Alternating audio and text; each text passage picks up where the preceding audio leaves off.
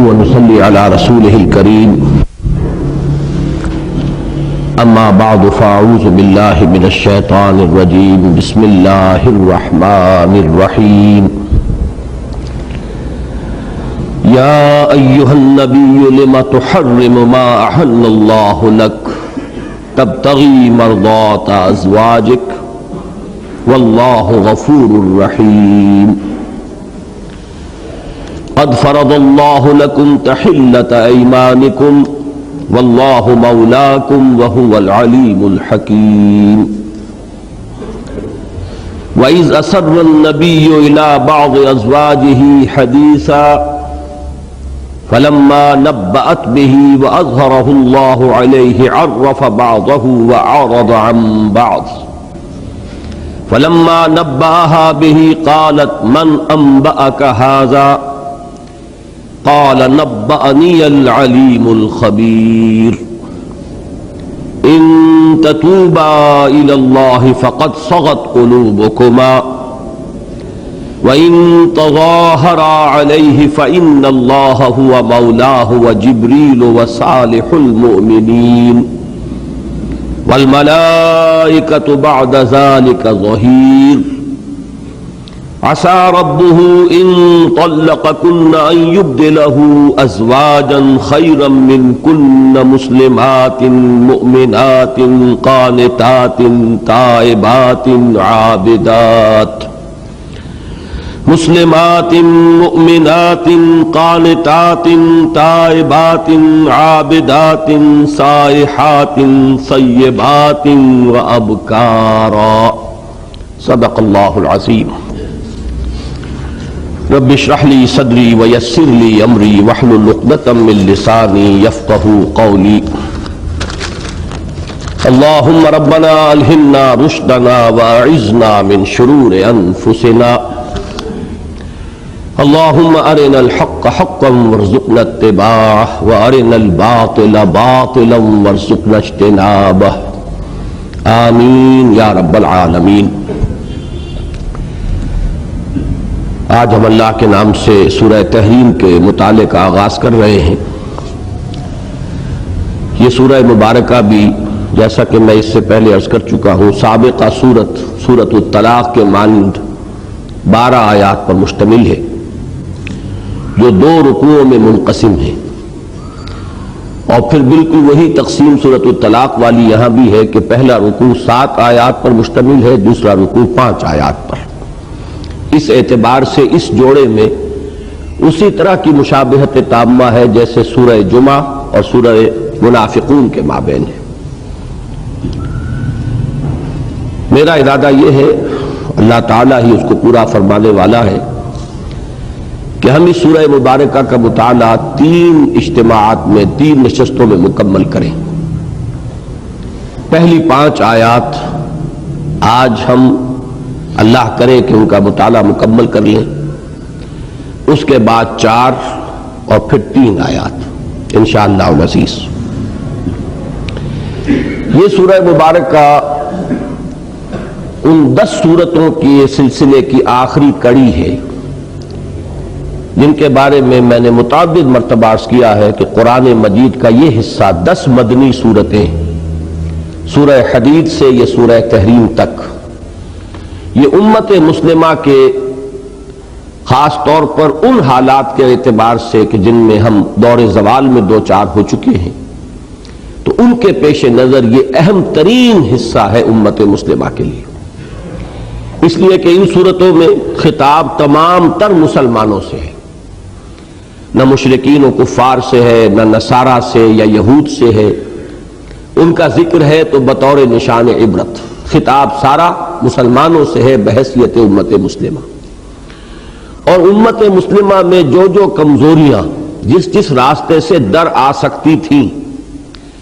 جن کا یوں سمجھیے کہ بالکل مائکروسکوپک آغاز ہوا تھا مدنی دور کے اواخر میں، جبکہ اوسط کچھ نہ کچھ گرا تھا، اس لیے کہ جو لوگ نئے ایمان میں داخل ہوئے، وہ جو سورۃ الفتح سورۃ النصر میں آتا ہے اذا جاء نصر اللہ والفتح ورأیت الناس يدخلون فی دین اللہ افواجا، تو جب لوگ فوج در فوج داخل ہوئے اسلام میں تو ظاہر بات ہے کہ عددی اعتبار سے ان خام اور ناپختہ لوگوں کی ایک بڑی تعداد کے آنے کی وجہ سے اوسط جو ہے وہ گرا ہے۔ اوسط کس کا؟ ایمان کی گہرائی، ایمان کی پختگی، جوش جہاد، جذبہ انفاق، ذوق شہادت، یہ جو ایمان کے اصل ثمرات ہیں اس کا اوسط جو ہے وہ گرا ہے۔ اس کو گویا کہ گفتگو کے لیے بنیاد بنا کر مسلمانوں کو جھنجھوڑا گیا ہے، اور مختلف کمزوریاں جو بعد میں پورے طور پہ برگ و بار لائیں، اور آج امت مسلمہ میں ہم دیکھتے ہیں کہ وہ بتمام و کمال موجود ہیں، ان سب کی نشاندہی، ان کا تجزیہ، ان پر ملامت، زجر، توبیخ، اس پر انذار کا انداز، جھنجھوڑنے کا انداز، یہ ان صورتوں کا ایک مشترک وصف ہے۔ اس اعتبار سے میں کہتا ہوں کہ یہ مجموعہ جو ہے 10 صورتوں کا، سورہ حدید سے سورہ تحریم تک، یہ انتہائی اہم ہے امت مسلمہ کے لیے، خاص طور پر اس دور زوال میں۔ باقی چونکہ اس سورہ مبارکہ کا اب یہ میں نے عرض کیا کہ اس سلسلے کی آخری کڑی ہونے کا ایک مقام ہے، اگرچہ یہ ان صورتوں میں شامل ہے کہ جن کا آغاز تسبیح باری تعالیٰ سے نہیں ہوا۔ میں عرض کر چکا ہوں کہ اس 10 صورتوں کے مجموعے میں 5 وہ ہیں جن کو المسبحات کا ایک مجموعی نام دیا گیا ہے، سبح للہ یا یسبح للہ سے جن صورتوں کا آغاز ہوا ہے وہ 5 ہیں، اور 5 وہ ہیں کہ جن کا آغاز بلا کسی تمہید کے ہو گیا ہے۔ تو یہ صورت وہ ہے کہ جو بلا تمہید، بغیر تسبیح کے تذکرے کے جس کا آغاز ہوا ہے،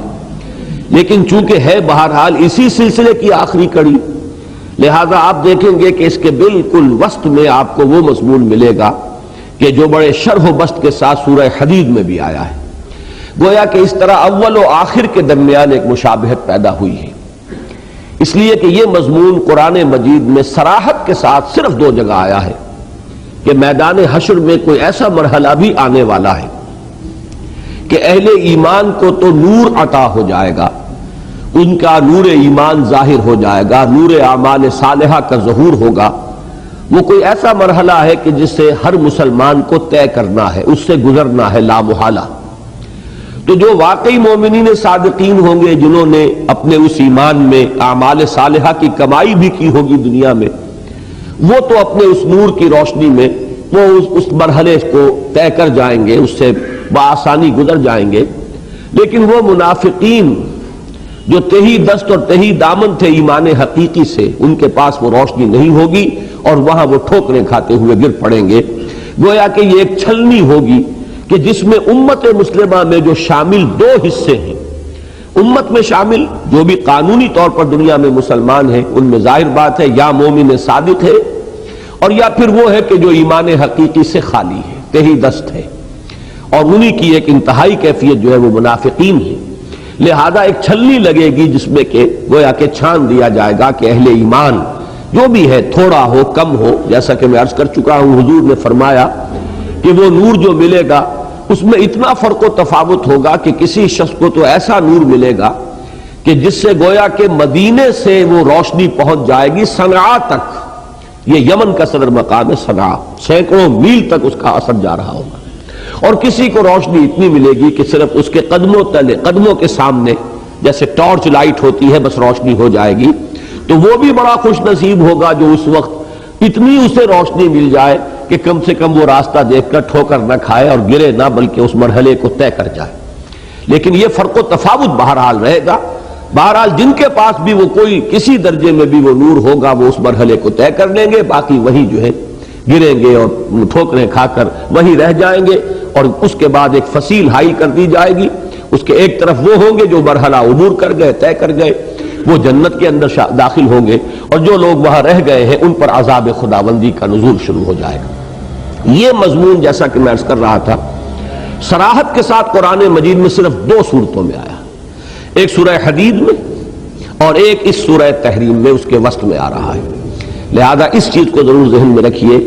کہ اس پورے سلسلہ سور کے اول و آخر میں ایک مناسبت اس مضمون کے اعتبار سے پیدا کرتی گئی۔ باقی جو اس صورت کا گہرا ربط اور تعلق ہے وہ تو ظاہر بات ہے کہ اس کا جوڑا جو ہے وہ تو سورہ طلاق ہے، اور سورہ طلاق اور سورہ تحریم کے مابین ایک تو وہ ظاہری مشابہت ہے جس کی طرف میں اشارہ کر چکا، دونوں بالکل اپنے حجم کے اعتبار سے برابر ہیں، 12 آیات، دونوں میں پہلے رکوع میں 7 آیات، دوسرے رکوع میں 5 آیات. یہ ظاہری چیزیں ہیں. دونوں کا آغاز ہو رہا یا ایھا النبی یا ایھا النبی. یہ تو مشابہتیں ہیں. دونوں میں انسان کی آئلی زندگی سے متعلق گفتگو ہو رہی ہے. اور یہ بات میں پچھلی مرتبہ تفصیل سے عرض کر چکا ہوں سورہ طلاق کی تمہیدی اپنے کلمات میں، کہ اس سے اندازہ ہوتا ہے کہ ہمارے دین میں اس آئلی نظام کی کتنی اہمیت ہے. آج میں جب مطالعہ کر رہا تھا تو مولانا حمید الدین فراہی کا ایک بڑا پیارا جملہ مجھے پڑھنے میں مجھے ملا، نظر سے گزرا، کہ انہوں نے ایک نسبت قائم کی ہے کہ سورہ بقرہ میں دوسرے پارے کے اختتام پر 4 رکوع ہیں، 28واں، 29واں، 30واں، 31واں، یہ تو پورے ہیں، 3 31واں آدھا اور 27واں آدھا. تو یہ 4 رکوع بنے ہیں کہ جس میں آئلی قوانین آئے. اب یہاں بھی دیکھیے کہ یہ 28ویں پارے کا اختتام ہے، آگے 2 پارے رہ گئے ہیں، اور یہاں پھر ان دونوں صورتوں کو آپ جمع کر دیں گے تو یہ 4 رکوعوں پر مشتمل پھر مباحث آئلی زندگی سے متعلق ہیں. تو یہ گویا کہ قرآن حکیم میں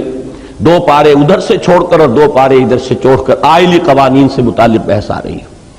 عین وسط میں سورہ نور کو سمجھیے، ادھر سورہ نساء اور ادھر سورہ احزاب. یہ اہم ترین مقامات ہیں کہ جن میں جو آئلی قوانین ہیں اور فیملی لاز ہیں اس سے متعلق ہدایات دی گئی ہیں،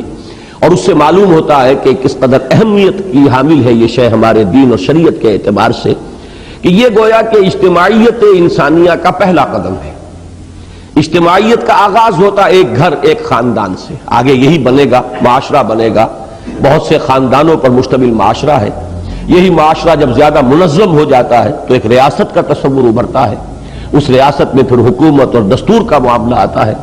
تو یہ تمام منزلیں بالائی منزلیں ہیں. اجتماعیت کی پہلی منزل رشتہ ازدواج ہے. ایک مرد اور ایک عورت کے درمیان رشتہ ازدواج جب قائم ہوا، اب یہ اجتماعیت قائم ہوئی. جیسا کہ میں نے عرض کیا تھا، ابھی یہ ایک ہی بود ہے، ایک ہی ڈائمنشن ہے، شوہر بیوی. اولاد ہو گئی تو اب سیکنڈ ڈائمنشن ایڈ ہو گئی. اب ایک رشتہ قائم ہوا والدین اور اولاد. اور جب اولاد میں تعدد ہو گیا تو اب تیسری ڈائمنشن قائم ہوئی، اب رشتہ اخوت، بہنوں اور بھائیوں کے درمیان رشتہ. یہ 3 ہی بود ہیں. اسی کو 3 ڈائمنشنل سپیس کا آپ کا تصور ہے. جیسے یہ ہال ہے مسجد کا، اس کی لمبائی ہے، چوڑائی ہے، اونچائی ہے. سپیس کا یہی 3 ڈائمنشنل سپیس ہے. تو یہ اجتماعیت کا جو پہلا یوں سمجھیے کہ یونٹ قائم ہوتا ہے، اس کے 3 ڈائمنشنز ہیں، جن میں سے سب سے پہلے جو ہے رشتہ ازدواج ہے، ایک مرد اور ایک عورت کے درمیان. اب یہی کڑی ہے، اگر یہ درست ہوگی تو اوپر کی ساری منزلیں درست ہوں گی. اس میں کجی آ گئی، اس میں عدم توازن آ گیا، اس میں جھول آ گیا، اس میں ڈھیل آ گئی تو پورا معاشرہ ڈھیلا ہو جائے گا. پورے معاشرے کے اندر بد نظمی ہوگی، پورے معاشرے کے اندر عدم توازن ہوگا.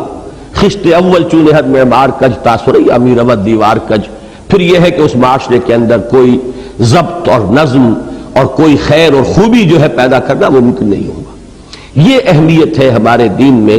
اس فیملی لاز کی اور آئلی قوانین کی. تو اس کی طرف اشارہ ہوا کہ یہ آخری جوڑا سورۃ الطلاق، سورۃ التحریم، اور اس سلسلے میں 2 اور صورتیں آ چکی ہیں. سورہ مجادلہ کے شروع میں بھی آئلی زندگی سے متعلق ایک معاملہ آیا. سورہ ممتحنہ کا بھی بہت بڑا حصہ جو ہے وہ عورتوں سے متعلق ہے. تو اس سلسلے کے اندر بھی، ان 10 صورتوں کے اندر بھی 2 صورتیں وہ کہ جو جزوی طور پر، اور 2 صورتیں یہ ہے کہ جو بالکلیہ اسی خاندانی نظام سے اور آئلی نظام سے بحث کرتی ہیں. پھر یہ بات میں پہلے عرض کر چکا ہوں، اس وقت صرف یاد دہانی کرا رہا ہوں کہ جوڑے کی جو نسبت ہوتی ہے، نسبت زوجیت، نر اور مادہ، یہ جو بھی جوڑے بنتے ہیں یہ دونوں مل کر کسی مقصد کی تکمیل کرتے ہیں. ہم یہ کہہ سکتے ہیں تصویر کے 2 رخ، یہ بھی ایک تعبیر کا انداز ہے. کسی ایک معاملے کے 2 رخ ہے، تصویر کے 2 رخ. لیکن اصل میں نسبت زوجیت کیا ہے کہ وہ دونوں مل کر کسی مضمون کی تکمیل کریں. وہی بات آپ کو یہاں نظر آئے گی کہ آئلی زندگی میں مرد اور عورت، شوہر اور بیوی کے درمیان جو تعلق ہے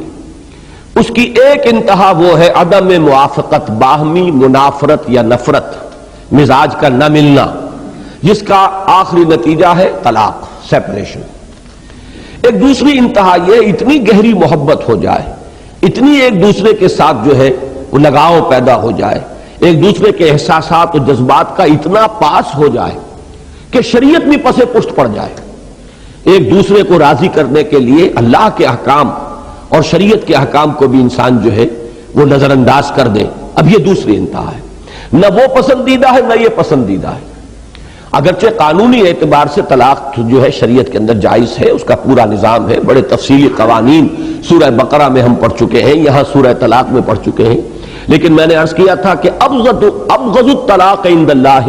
ابغض الحلال عند اللہ الطلاق. حضور نے فرمایا کہ اللہ کے نزدیک حلال چیزوں میں سب سے ناپسندیدہ چیز طلاق ہے. حتی الامکان شریعت چاہتی ہے کہ اس انتہا تک نہ پہنچا جائے, نباہ کی کوشش کی جائے. لیکن بہرحال اگر موافقت نہیں ہو رہی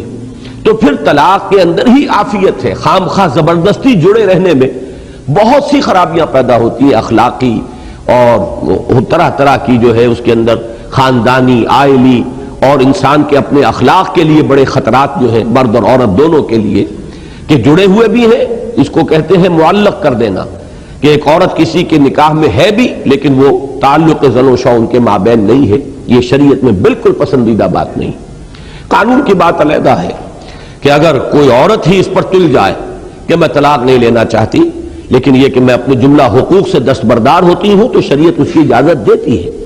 لیکن یہ کہ یہ باہمی اگر کوئی معاملہ ہوا تب, لیکن یہ پسندیدہ نہیں ہے. قانون جیسا کہ میں نے عرض کیا, قانون کے اپنے تقاضے ہیں اور روح شریعت کچھ اور ہے. قانون جو ہے طلاق کو صحیح کہہ رہی ہے, لیکن کہہ رہا ہے, لیکن یہ کہ روح دین جو ہے وہ چاہتی ہے کہ طلاق کی حد تک معاملے کو نہ جانے دیا جائے. اسی طریقے سے نکاح کے اندر بھی آپ کے علم میں ہوگا کہ شریعت کا اصل مزاج تو یہ ہے کہ عورت کو طلاق کا اختیار اس نے نہیں دیا ہے. طلاق کا اختیار مرد کو دیا ہے, شوہر کو دیا ہے. لیکن اگر نکاح ہی کے وقت عورت طے کروا لے کہ میرا بھی حق ہوگا طلاق اسی طرح جیسے تمہارا حق ہوگا طلاق دینا, تو پھر وہ ویلڈ ہوگا, شریعت اس کو تسلیم کرے گی. اس لیے کہ یہ کانٹریکٹ ہے. کانٹریکٹ میں اگر یہ بات پہلے سے طے کر لی گئی ہے تو گویا کہ پہلے سے حق طلاق جو ہے وہ تفویض کر دیا ہے شوہر نے بیوی کو بھی. اب جب چاہے بیوی بھی طلاق دے سکے گی, جیسے جب چاہے مرد طلاق دے سکتا ہے, شوہر طلاق دے سکتا ہے. تو یہ معاملہ ہے قانونی. لیکن روح شریعت جو ہے, جیسا کہ میں نے عرض کیا, وہ اسے پسند نہیں کرتی کہ اس طرح کا کوئی معاملہ ہو کہ شوہر اور بیوی قانونی طور پر تو وہ شوہر اور بیوی ہو, لیکن ان کے درمیان کوئی تعلق زن و شو جو ہے وہ قائم نہ ہو. اس کو شریعت پسند نہیں کرتی. بہرحال اب ایک انتہا وہ تھی. دوسری بات, دوسری انتہا جو ہے وہ ہے کہ جو آج سورہ تحریم میں ہمارے سامنے آئے گی. سورہ طلاق کے ضمن میں ایک بات عرض کرنا چاہتا ہوں, اور آج میرا ذہن پہلی مرتبہ ادھر منتقل ہوا. ویسے اس روز بھی میں ایک حد تک تو وہ بات واضح کرنا چاہتا تھا, لیکن پھر وقت ختم ہو گیا. قرآن مجید میں تقویٰ پر جس قدر زور ہے وہ تو ہر شخص کے علم میں ہے. سورہ حجرات ہے تو غالباً 5 مرتبہ تقویٰ کی تاکید اسے ایک صورت میں آئی ہے. پھر قرآن مجید میں ایسی آیات ہیں بکثرت کہ جن میں ایک ایک آیت میں 2 مرتبہ واتقوا اللہ واتقوا اللہ. سورہ نساء کی پہلی آیت میں 2 مرتبہ یا ایھا الناس اتقوا ربکم الذی خلقکم من نفس واحدۃ وخلق منها زوجها وبث منهما رجالا کثیرا ونساء واتقوا اللہ الذی تساءلون به والارحام. اسی طرح سورہ حشر میں اس سلسلے میں سورہ حشر کے 3 رکوع کی پہلی آیت جو ہے اس میں 2 مرتبہ تقویٰ کا حکم آیا. یا ایھا الذین آمنوا اتقوا اللہ ولتنظر نفس ما قدمت لغد واتقوا اللہ ان اللہ خبیر بما تعملون. اسی طرح تاکید کا ایک انتہائی انداز جو ہے وہ سورہ آل عمران کی اس آیت میں ہے کہ یا ایھا الذین آمنوا اتقوا اللہ حق تقاتہ. لیکن میں نے نوٹ کیا تھا کہ اس سورہ مبارکہ میں ایک عجیب بات سامنے آئی ہے تقویٰ کے ضمن میں, اور وہ یہ ہے کہ اس میں 3 دفعہ تقویٰ کا حکم, لیکن اس کے ساتھ تقویٰ کی ترغیب کے لیے جو بات آئی ہے شاید کسی اور جگہ پر اس قدر قریب وہ مضمون اس طرح ریپیٹ نہ ہوا ہو. میں دعوے کے ساتھ تو نہیں کہہ سکتا, اس لیے کہ پورا قرآن مجید اس وقت اس اعتبار سے میرے سامنے نہیں ہے, مستحضر نہیں ہے. ہو سکتا ہے کسی اور جگہ پر بھی ایسا کوئی گلدستہ ہو. لیکن یہاں دیکھیے سورہ طلاق کی دوسری آیت میں فرمایا, 3 دفعہ یہ آیت شروع ہوتی ہے من یتق اللہ وَمَن يَتَّقِ اللَّهَ يَجْعَل لَّهُ مَخْرَجًا وَيَرْزُقْهُ مِنْ حَيْثُ لَا يَحْتَسِبُ، جو اللہ کا تقوی اختیار کرتا ہے اللہ تعالیٰ اس کے لیے راستہ نکال دیتا ہے، جہاں کہیں کوئی راستہ نظر نہیں آتا وہاں بھی راستہ بنا دیتا ہے، اور اس کو رزق پہنچاتا ہے وہاں سے جہاں سے اسے سان گمان تک نہیں ہوتا۔ آگے چلیے چوتھی آیت، وَمَن يَتَّقِ اللَّهَ يَجْعَل لَّهُ مِنْ أَمْرِهِ يُسْرًا، اور جو شخص اللہ کا تقوی اختیار کرتا ہے اللہ تعالیٰ اس کے معاملات میں آسانی پیدا کرتا چلا جاتا ہے۔ وہی بات ہے کہ اس کے لیے راستہ نکال دیتا ہے، کسی ضیق کے اندر اس کو مبتلا نہیں رہنے دیتا، کسی تنگی کے اندر اس کو مبتلا نہیں رہنے دیتا، لیکن مضمون کو دوہرا کر لائے کہ وَمَن يَتَّقِ اللَّهَ يَجْعَل لَّهُ مِنْ أَمْرِهِ يُسْرًا۔ اگلی آیت میں آیت نمبر 5 میں پھر فرمایا وَمَن يَتَّقِ اللَّهَ يُكَفِّرْ عَنْهُ سَيِّئَاتِهِ وَيُعْظِمْ لَهُ أَجْرًا، جو اللہ کا تقوی اختیار کرتا ہے اللہ تعالیٰ اس سے اس کی برائیوں کو جھاڑ دیتا ہے، دور کر دیتا ہے، دفع کر دیتا ہے، اور اس کے لیے اجر عظیم عطا فرماتا ہے۔ یعظم لہ اجرا، اس کے اجر کو عظیم بنا دیتا ہے، بہت عظیم۔ اب یہ 3 اسلوب آئے ہیں تقوی کی ترغیب کے اس سورہ مبارکہ میں۔ میرا ذہن جو خاص طور پر آج منتقل ہوا وہ یہ کہ وہ جو میں نے آیات آپ کو سنائی ہیں ان میں سے بھی 2 آیتیں وہ ہیں جو خطبہ نکاح میں حضور نے شامل کی ہیں۔ عائلی زندگی میں اپنے خطبہ نکاح میں مختلف مواقع پر اس مضمون کو بیان کرتا رہا ہوں، لیکن یہ جوڑ سورہ طلاق کی ان آیات کے ساتھ میرے ذہن میں ابھی قائم نہیں ہوا تھا کہ حضور صلی اللہ علیہ وسلم نے اپنے خطبہ نکاح میں جو 4 آیتیں منتخب کی ہیں قرآن مجید میں سے ان کا سب کا مشترک وصف یہ ہے کہ ان میں تقوی پر زور ہے۔ چنانچہ سورہ آل عمران کی وہ آیت اس میں شامل، یا ایھا الذین آمنوا اتقوا اللہ حق تقاتہ ولا تموتن الا وانتم مسلمون۔ سورہ نساء کی وہ آیت جس میں 2 مرتبہ تقوی کا حکم آ رہا ہے وہ بھی اس خطبہ نکاح میں شامل ہے۔ پھر آگے سورہ احزاب کی جو 2 آیتیں ہیں وہ بھی شروع ہوتی ہے یا ایھا الذین آمنوا اتقوا اللہ وقولوا قولا سدیدا۔ یہاں اگرچہ دوبارہ لفظ تقوی نہیں آیا ہے لیکن یہ زبان کا تقوی ہے کہ تمہاری زبان سے کوئی لفظ غلط نہ نکلے، سیدھی بات نکلے، یہ بھی زبان کا تقوی ہے۔ اور چونکہ یہاں بھی میں نے دیکھا کہ اس قدر زور، اتنی تاکید، اتنی تشویق، اتنی ترغیب تقوی کی، تو وہ جوڑ ملا کہ حضور نے بھی ان آیات کا انتخاب فرمایا، اور یہاں بھی چونکہ عائلی زندگی کا معاملہ ہے اور اس میں خاص طور پر وہ جہاں کچھ نفرت ہو گئی ہو، اور نفرت جہاں ہوتی ہے کچھ زیادتی کا امکان زیادہ پیدا ہو جاتا ہے۔ ایک تو عائلی زندگی میں چونکہ اسلام نے، شریعت اسلامی نے مرد کو قوام بنایا ہے، اسے اختیارات زیادہ دیے ہیں عورت کی نسبت، شوہر کے پاس اختیار ہے، اور عورت کا، بیوی کا کام یہ کہ اس کی اطاعت کرے۔ فالصالحات قانتات حافظات للغیب بما حفظ اللہ، نیک بیویوں کا کام یہ ہے کہ اپنے شوہروں کی فرما بردار ہو، ان کا کہنا مانے، ان کی اطاعت کرے۔ اب ظاہر بات ہے کہ جہاں اتھارٹی ہوگی اس میں اندیشہ ہوتا ہے کہ وہ اتھارٹی غلط استعمال ہو جائے۔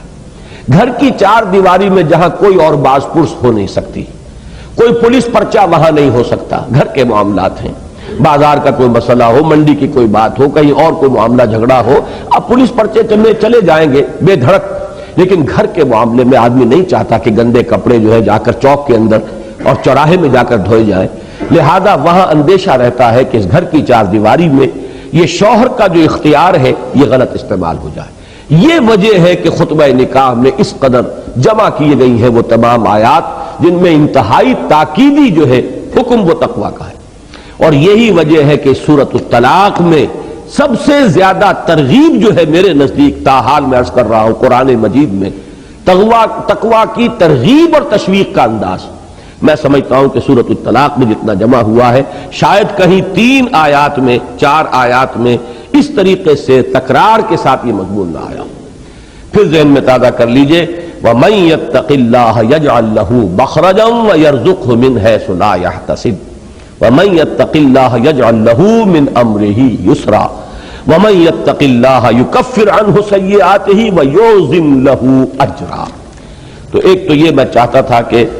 یہ سورۃ الطلاق کے درس کا ایک تتمہ سمجھ لیجئے، اور اب ان تمہیدی کلمات کے بعد آئیے کہ ہم آغاز کریں سورہ تحریم کا۔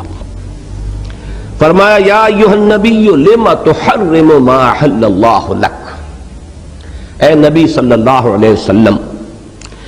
کیوں آپ حرام ٹھہراتے ہیں وہ شے جو اللہ نے آپ کے لیے حلال ٹھہرائی؟ تبتغی مرضات ازواجک، اپنی بیویوں کی رضا جوئی کے لیے۔ واللہ غفور الرحیم، اور اللہ غفور ہے اور رحیم ہے، بخشنے والا ہے، رحم فرمانے والا ہے۔ ایک طرف تو ایک بات بالکل واضح ہو رہی ہے کہ یہ آیت خود بول رہی ہے، اس کے الفاظ، کہ کوئی خاص واقعہ ہے اس کے پس منظر میں۔ یہاں ایک اصولی بات سمجھ لیجئے کہ قرآن مجید کے فہم کے لیے سیرت کا اور شان نزول واقعہ اگر کہیں ہے کسی آیت کے پس منظر میں، تو اس کا علم انتہائی ضروری ہے۔ جو لوگ یہ سمجھتے ہیں کہ حدیث اور روایات جو ہے ان سے بالکل مستغنی ہو سکتے ہیں قرآن کے فہم میں، وہ بہت بڑے مغالطے میں ہے۔ اس قسم کی آیات جو ہے گویا کہ منہ بولتا ثبوت ہے کہ بہت سی آیات وہ ہے کہ جن کو آپ سمجھ ہی نہیں سکتے جب تک کہ ان کے پس منظر میں جو واقعہ ہے وہ آپ کے علم میں نہ ہو۔ لہذا قرآن مجید کے فہم کے لیے روایات، احادیث اور سیرت مطہرہ، اس کا فہم، اس کا علم نہایت ضروری ہے اور لازمی ہے۔ ویسے بھی میں نے کئی مرتبہ عرض کیا ہے کہ قرآن مجید کے فہم میں دو درجے ہمیشہ ذہن میں رکھنے چاہیے۔ عام آیات کے ضمن میں بھی ایک تو ایسی آیات ہیں وہ تو گویا کہ خود بول رہی ہیں کہ خاص کوئی واقعہ ہے اس کے پس منظر میں، لیکن یہ کہ عام آیات کے لیے بھی میں نے کئی مرتبہ دو اصطلاحات آپ کے سامنے رکھی، ایک تعویل خاص، ایک تعویل عام۔ تعویل خاص یہ ہے کہ جس ماحول میں، جس پس منظر میں، جن حالات میں وہ آیات نازل ہوئی ہیں اس کانٹیکسٹ میں رکھ کر سمجھے کہ اگر آپ اس وقت اس ماحول میں ہوتے تو اس آیت کا کیا مفہوم آپ سمجھتے، جو حضرات اس ماحول میں تھے انہوں نے اس آیت کا کیا مدلول سمجھا۔ ظاہر بات ہے اس کے لیے وہ جو آپ کہتے ہیں explain with reference to the context, تو وہ کانٹیکسٹ جو ہے حالات کا، وہ ماحول، وہ معاملات، وہ تاریخی پس منظر، وہ سماجی ماحول، وہ تہذیبی احوال جو اس وقت کے تھے، وہ خاص قوم جو مخاطب اولین تھی، ان کے کیا کسٹمز تھے، ان کا کیا مزاج تھا، حالات و واقعات کیا تھے، اس کے پس منظر میں رکھ کر قرآن مجید کی ہر آیت پر غور کرنا، یہ تعویل خاص ہے۔ پھر یہ ہے کہ عام اصول ہے کہ الاعتبار لعموم اللفظ لا لخصوص السبب، اس سے آگے بڑھ کر اس پس منظر سے ڈیٹیچ کر ہر آیت پر اب اس کے الفاظ کے اعتبار سے بھی غور کیجئے۔ اس میں پھر جنرلائزیشن ہوگی کہ ظاہر بات ہے خاص وقت میں تو یہ آیات نازل ہوئی ہیں، لیکن صرف اس خاص وقت کے لیے نازل نہیں ہوئی ہیں، نازل ہوئی ہے ابد الآباد تک ہدایت و رہنمائی دینے کے لیے، لہذا آپ جنرلائز کیجئے۔ لیکن پہلا فہم جو ہے وہ تعویل خاص اس کے لیے لازم ہے کہ پہلے اس کو اس خاص ماحول اور پس منظر میں رکھ کر اس پر غور کیجئے۔ بہرحال یہ جو معاملہ ہے یہ تو میں نے عرض کیا کہ بعض آیتیں تو وہ ہیں کہ جو خود گویا کہ بول رہی ہے کہ ان کو سمجھنے کے لیے اس کا جو پس منظر ہے، اس کا جو شان نزول ہے، جو خصوصی واقعہ اس کے پس منظر میں ہے، اس کو سمجھا جائے۔ اس میں بھی اگر اس آیت کے ہم ٹکڑے کریں، یا ایھا النبی لما تحرم ما احل اللہ لک، یہاں تک ایک ٹکڑا ہے۔ اگر آگے کے لفظ کو سامنے نہ رکھیں تو اس کے اندر عموم کا پہلو یہ ہوگا کہ جس طریقے سے اللہ کی حرام کردہ شے کو حلال کر دینا غلط ہے، اتنا ہی اللہ کی حلال کی ہوئی شے کو حرام کرنا بھی غلط ہے۔ اس میں چونکہ کچھ لوگوں کے اندر ایک شدت مزاج کی پیدا ہو جاتی ہے، کچھ تقشف ہے، کچھ بہت زہد ہے، کوئی جذبہ جو ہے نیکی کا وہ بہت پروان چڑھ گیا ہے، تو اس میں یہ ہوتا ہے کہ آدمی اپنے اوپر دائرہ تنگ کرتا چلا جاتا ہے، زہد کی وجہ سے، تقویٰ کی وجہ سے، رہبانیت کی وجہ سے، لذات دنیاوی سے کنارہ کشی کی وجہ سے وہ انسان جو ہے اپنے اوپر جب دائرہ تنگ کرتا ہے کہ اللہ کی حلال کی ہوئی چیزوں کو اپنے لیے حرام ٹھہرا لے یا ان کا استعمال جو ہے ترک کر دے، اس کی مقدرت رکھتا ہو، اس کی استطاعت رکھتا ہو، پھر بھی ان کو استعمال نہ کرے، یہ شے بھی دین میں پسندیدہ نہیں، بلکہ جیسا کہ سورہ اعراف میں فرمایا کہ اگر کچھ لوگوں میں یہ رجحان ہے، جیسے کہ رجحان پیدا ہو گیا تھا سورہ حدید میں ہم پڑھا ہے نا کہ وہ رہبانیت وَرَهْبَانِيَّةً ابْتَدَعُوهَا مَا كَتَبْنَاهَا عَلَيْهِمْ إِلَّا ابْتِغَاءَ رِضْوَانِ اللَّهِ، رہبانیت کی بدعت انہوں نے ایجاد کی ہے، ہم نے وہ ان پر لازم نہیں کی تھی، یہ انہوں نے ایک بدعت اپنے لیے ایجاد کر لی، حلال چیزوں کو اپنے اوپر حرام کر لیا، خامخواہ کا وہ نظام رہبانیت کا وہ اختیار کر لیا، اور پھر اس کی پابندی بھی نہیں کر سکے جیسے کہ کرنی چاہیے، اس لیے کہ وہ خلاف فطرت ایک نظام ہے۔ فطرت سے آپ کشتی کریں گے، کچھ لوگ ہوں گے جو فطرت کو پچھاڑ لیں گے، لیکن اکثر و بیشتر پھر فطرت ان کو پچھاڑ لے گی۔ پھر ہوگا یہ کہ اوپر سے رہبانیت ہے، ترک دنیا ہے، اندر سے انتہائی جو گھٹیا دنیا پرستی ہے وہ ہو رہی ہوگی۔ اوپر سے تجرد ہے، شادی نہیں کی ہے، اندر سے بدترین شہوت رانی جو ہے ہو رہی ہوگی، جیسا کہ جو ویسٹرن اور جو کرسچین مناسٹسزم ہے، ان خانقاہی نظام کے اندر راہب خانے اور راہبات اور راہب جہاں رہتے تھے، وہاں اس کے تہخانوں کے اندر جو ناجائز اولاد ہے ان کے قبرستان آباد ہو جاتے ہیں۔ اوپر سے راہب خانہ ہے، اندر سے وہ قحبہ خانہ بنا ہوا ہے، کیونکہ در حقیقت فطرت کے خلاف ایک راستہ اختیار کیا۔ رہبانیت ابتدعوہا، اسی کا جو ابتدائی معاملہ ہوتا ہے اسے سورہ اعراف میں بڑی خوبصورتی سے بیان کیا۔ قل من حرم زینۃ اللہ التی اخرج لعبادہ والطیبات من الرزق، اے نبی ان سے کہیے کس نے حرام کی ہے وہ چیزیں جو زینت کی ہیں، زیبائش کی ہیں، آرائش کی ہیں، جو اللہ نے اپنے بندوں کے لیے پیدا کی ہیں، اور وہ پاکیزہ کھانے جو اللہ نے بنائے۔ قل ہی للذین آمنوا فی الحیات الدنیا خالصۃ یوم القیامہ، کہہ دیجئے ان سے یہ چیزیں اللہ نے، یہ نعمتیں جو پیدا کی ہیں یہ اہل ایمان ہی کے لیے پیدا کی ہے دنیا میں بھی، اگرچہ وہ کافروں کو بھی دیتا ہے لیکن اللہ نے تو اپنے اہل ایمان بندوں کے لیے پیدا کی ہے اصلاً، اور قیامت کے دن تو کلیتاً وہ اہل ایمان کے لیے ہو جائیں گے۔ دنیا میں تو پھر بھی کافروں کو بھی وہ حصہ دے رہا ہے ان نعمتوں میں سے، لیکن اصلاً تو یہ اہل ایمان کے لیے ہے، تو آخرت میں تو حق بحقدار رسید اہل ایمان ہی کے لیے ہو جائیں گے۔ اب یہ ہے اس راہبانہ نقطہ نظر کی نفی، اس کو ذہن میں رکھیے کہ اسلام اس کو قطعاً پسند نہیں کرتا، بلکہ زہد کی بہترین جو تعریف کی ہے محمد الرسول اللہ صلی اللہ علیہ وسلم نے، وہ حدیث بڑی پیاری ہے، جوامع الکلم میں اس کا شمار ہے کہ الزہادۃ فی الدنیا لیست بتحریم الحلال، اس دنیا میں زہد حلال کو حرام کرنے کا نام نہیں ہے۔ جو شے اللہ نے حلال ٹھہرائی، آپ حلال جائز طریقے سے آپ نے کمایا ہے، جائز ہے کوئی شے، اور وہ اگر آپ کو مرغوب ہے آپ اس کا استعمال کریں، خام خواہ اس کو ترک کر دینا، یہ در حقیقت یہ زہد نہیں ہے۔ الزہادۃ فی الدنیا لیست بتحریم الحلال، اس لیے میں حدیث سنا رہا ہوں کہ آج کا پہلا لفظ یہ لما تحرم ما احل اللہ لک،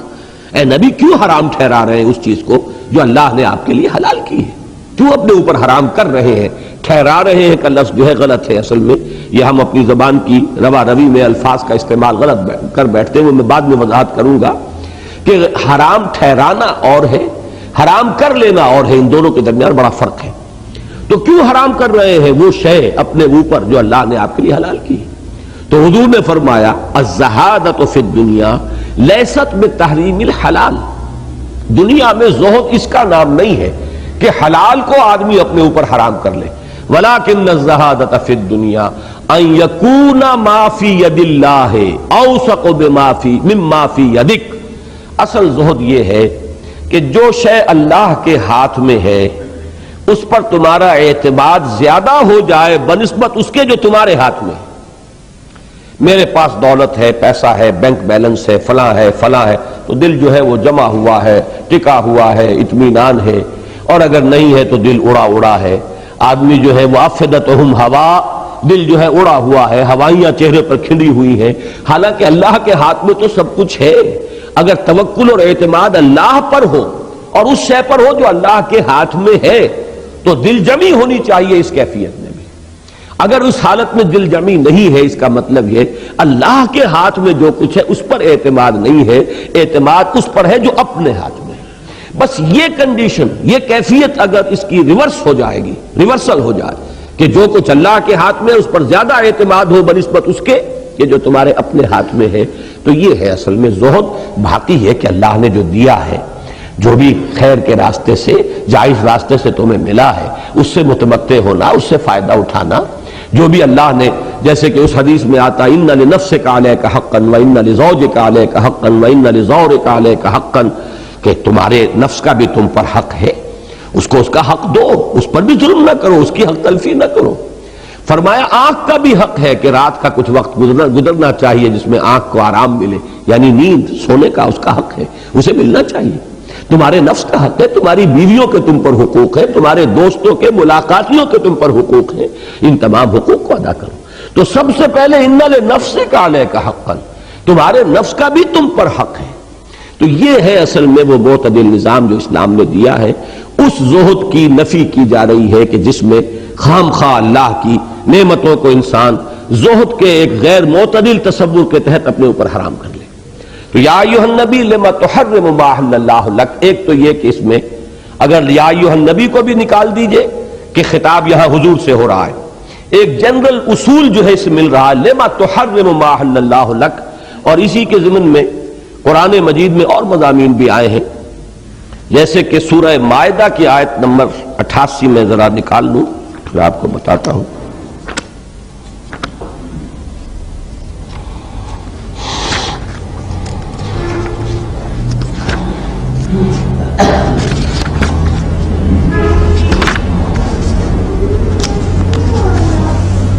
یا ایھا الذین آمنوا لا تحرموا طیبات ما احل اللہ لکم ولا تعتدوا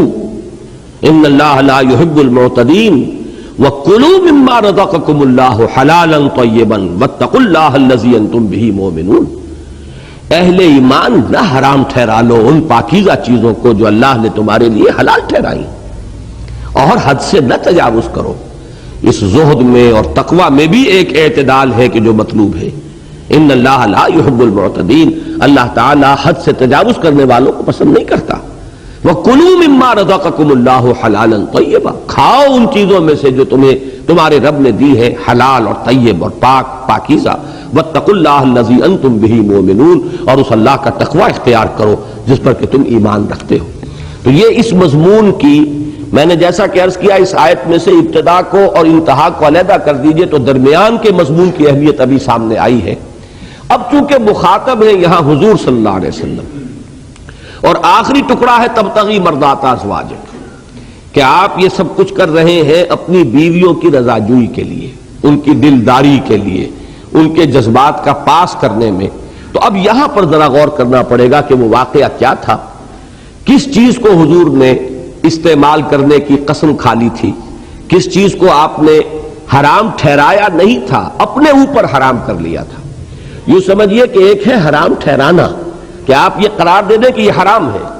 ایک یہ کہ خود صرف ارادہ کر لینا یا قسم کھا لینا کہ آئندہ میں یہ چیز استعمال نہیں کروں گا۔ تو حرام ٹھہرانے کا کوئی سوال نہیں ہے کہ محمد الرسول اللہ صلی اللہ علیہ وسلم معاذ اللہ ثم معاذ اللہ ثم معاذ اللہ اللہ کی حلال کردہ کسی شے کو حرام قرار دے دیتے، حرام ٹھہرا دیتے، اس کا امکان نہیں ہے۔ ہوا صرف یہ ہے کہ بعض معاملات ایسے ہوئے کہ جس میں حضور صلی اللہ علیہ وسلم نے اپنی بیویوں کی دلداری اور رضا جوئی میں کچھ جائز اور حلال چیزوں کے استعمال کی قسم کھا لی کہ آئندہ میں یہ شے استعمال نہیں کروں گا۔ اگر یہ معاملہ ہوتا کسی عام مسلمان کا تو اس میں بھی اگرچہ ایک پہلو تھا کہ خام خواہ ایک حلال چیز کو جو ہے قسم کھا لینا کہ میں استعمال نہیں کروں گا، یہ بھی ناپسندیدہ ہے،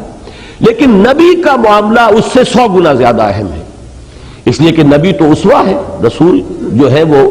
امت کے لیے اسوہ ہے، رسول کے ہر عمل کو لوگ دیکھتے ہیں کہ یہی شریعت کا مظہر ہے۔ تو کتنا شدید امکان اس کا ہے کہ لوگ یہ سمجھ بیٹھے کہ یہ شے اصلاً ہے ہی حرام، اس میں وہ امکان موجود تھا کہ اس کی حرمت جو ہے وہ لوگوں کے ذہن میں بیٹھ جائے، لہذا یہ معاملہ نبی کے معاملے میں بہت زیادہ اہمیت کا حامل ہے بنسبت کسی عام مسلمان کی۔ اس کی ایک مثال بھی تاریخ میں موجود ہے۔ حضرت یعقوب علیہ السلام کو طبعاً اونٹ کا گوشت جو ہے وہ مرغوب نہیں تھا، تو نہیں کھاتے تھے۔ نتیجہ یہ نکلا کہ یہود نے یہ سمجھا کہ ہے ہی حرام، اور پھر جب شریعت محمدی میں اس کی حلت آئی، اس کے اندر کوئی حرمت نہیں ہے،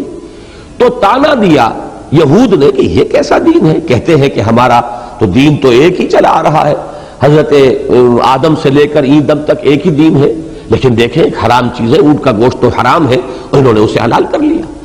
قرآن مجید نے کہا لاؤ فاتو بالتورات، لاؤ تورات، بتاؤ کہاں وہ حرام ہے۔ اصل میں تو یہ صرف اسرائیل نے الا ما حرم اسرائیل علی نفسی، یہ در حقیقت ایک ذاتی فیصلہ تھا۔ اسرائیل جو ہے لقب ہے حضرت یعقوب علیہ السلام کا، عبداللہ نام یعقوب ہے، لقب جو ہے اسرائیل ہے۔ تو اسرائیل نے اپنے اوپر ایک شے جو ہے وہ حرام کر لی تھی، یعنی اس کا استعمال وہ نہیں کرتے تھے، اس سے مغالطہ ہو گیا کہ یہ اونٹ کا گوشت حرام ہے، ورنہ حقیقتاً تورات میں کہیں اس کی صراحت موجود نہیں ہے کہ اونٹ کا گوشت حرام ہے۔ یہ میں نے مثال دی ہے کہ جیسا مغالطہ اونٹ کے گوشت کے بارے میں ہو گیا یہود کو، ایسا ہی مغالطہ کسی حلال چیز کے استعمال کی اگر حضور قسم کھا بیٹھے یا اس کو کوئی ایک ارادہ کر لے کہ میں استعمال نہیں کروں گا، تو اس سے مغالطہ ہو سکتا تھا امت کے لیے کہ اس شے کو وہ فی الواقع حرام ہی سمجھ لے۔ اب آئیے تفصیلاً میں عرض کرتا ہوں کہ واقعہ کیا تھا۔ اس میں دو واقعات ہیں کہ جو شان نزول کی روایات میں سامنے آتے ہیں۔ ایک واقعے کو اچھالا زیادہ گیا ہے،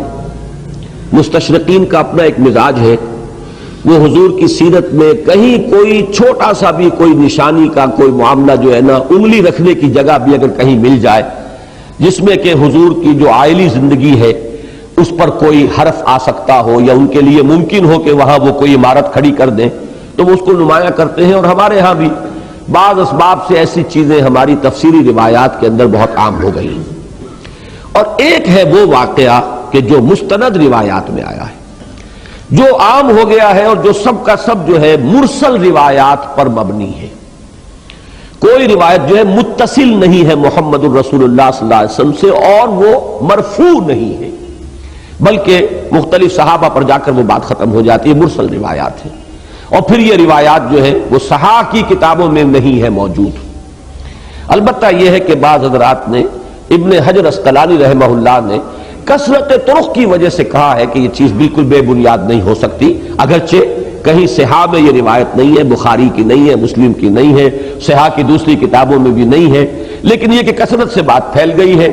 اور مختلف طرق اس کے چونکہ آئے ہیں، لہٰذا معلوم ہوتا ہے کہ یہ بے اصل نہیں ہے۔ یہ بات کہی ہے جو بہت بڑے شارح بخاری ہے ابن حجر اسقلانی رحمہ اللہ۔ وہ واقعہ کیا ہے کہ یہ حضرت ماریہ قبطیہ سے متعلق واقعہ ہے۔ یہ ذہن میں رکھیے کہ سن 7 میں صلح حدیبیہ کے بعد حضور صلی اللہ علیہ وسلم نے جو خطوط لکھے تھے مختلف بادشاہوں کو، قیصر کو خط لکھا، کسریٰ کو لکھا، تو ایک خط جو ہے مقوقس شاہ مصر، یہ مقوقس جو ہے اس کا لقب تھا، جیسے فرائضہ کبھی ہوتے تھے۔ مصر میں اس وقت تھی عیسائی تہذیب، عیسائی مذہب، اور وہاں وہ پیٹریارک، وہ گویا کہ ایک طرح کا حاکم بھی ہوتا تھا اور ان کا وہ مذہبی رہنما بھی ہوتا تھا۔ وہاں مذہب جو ہے چرچ اور جو حکومت ہے وہ ایک جگہ پر جمع ہو گئے تھے، تو پیٹریارک وہاں کا تھا مقوقس۔ اس کے پاس بھی حضور صلی اللہ علیہ وسلم کا خط لے کر گئے حضرت حاتب بن ابی بلتع۔ یہ وہ صحابی ہیں جن کا ذکر سورہ ممتحنہ میں آ چکا ہے کہ انہی سے ایک کمزوری کا ظہور ہوا تھا فتح مکہ سے قبل، کہ انہوں نے مشرکین کو اطلاع جو ہے دینے کی کوشش کی تھی کہ حضور صلی اللہ علیہ وسلم اب مکے کی طرف پیش قدمی فرمانے والے ہیں، آپ کا ارادہ ہے۔ بدری صحابی ہیں، اس لیے حضور صلی اللہ علیہ وسلم نے کوئی انہیں سزا نہیں دی، بلکہ حضرت عمر نے فرمایا بھی تھا کہ میں آپ اجازت دیجئے کہ میں ان کی گردن مار دوں، تو حضور نے یہ فرمایا تھا کہ عمر تمہیں معلوم نہیں یہ بدری ہے، اور اللہ تعالیٰ تمام ان صحابہ کی تمام اگلی پچھلی خطائیں معاف کر چکا ہے کہ جو بدر میں شریک تھے۔ پہلی جنگ تھی، سرفروشی کا سب سے بڑا امتحان تھا۔ بہرحال وہی خط لے کر گئے تھے۔ تو یہ بات بھی نوٹ کر لیجئے، یہ سیرت کا ایک اہم معاملہ ہے کہ تمام عیسائی جو حکمران تھے اس دور کے، ان کا طرز عمل حضور کے ان دعوتی خطوط کے ساتھ تقریباً یکساں تھا۔ انہوں نے پہچان لیا تھا حضور کو، جیسے قیصر نے پہچان لیا تھا، صرف وہ چاہتا یہ تھا کہ میری پوری سلطنت جو ہے اس نئے دین کو قبول کر لے، جیسے کبھی کانسٹنٹائن نے، جو ان کا امپرر قسطنطین تھا، اس نے جب عیسائیت اختیار کی تھی تو پوری مملکت عیسائی ہو گئی، تو نظام قائم رہا بادشاہت کا۔ اب اگر بادشاہ صرف کوئی نیا مذہب اختیار کر لے، پوری قوم نہ کرے، تو وہ تو ایک تصادم ہو جائے گا، اسے اپنی بادشاہت سے ہاتھ دھونے پڑ جائیں گے۔ تو اس نے پوری کوشش کی کہ سب لوگ جو ہے اپنے نائبین سلطنت اور بڑے بڑے پیٹریارکس اور بطریق جو تھے ان کو جمع کیا، اور کوشش کی انتہائی کہ یہ سب لوگ بھی قائل ہو جائیں، ناکام ہو گیا۔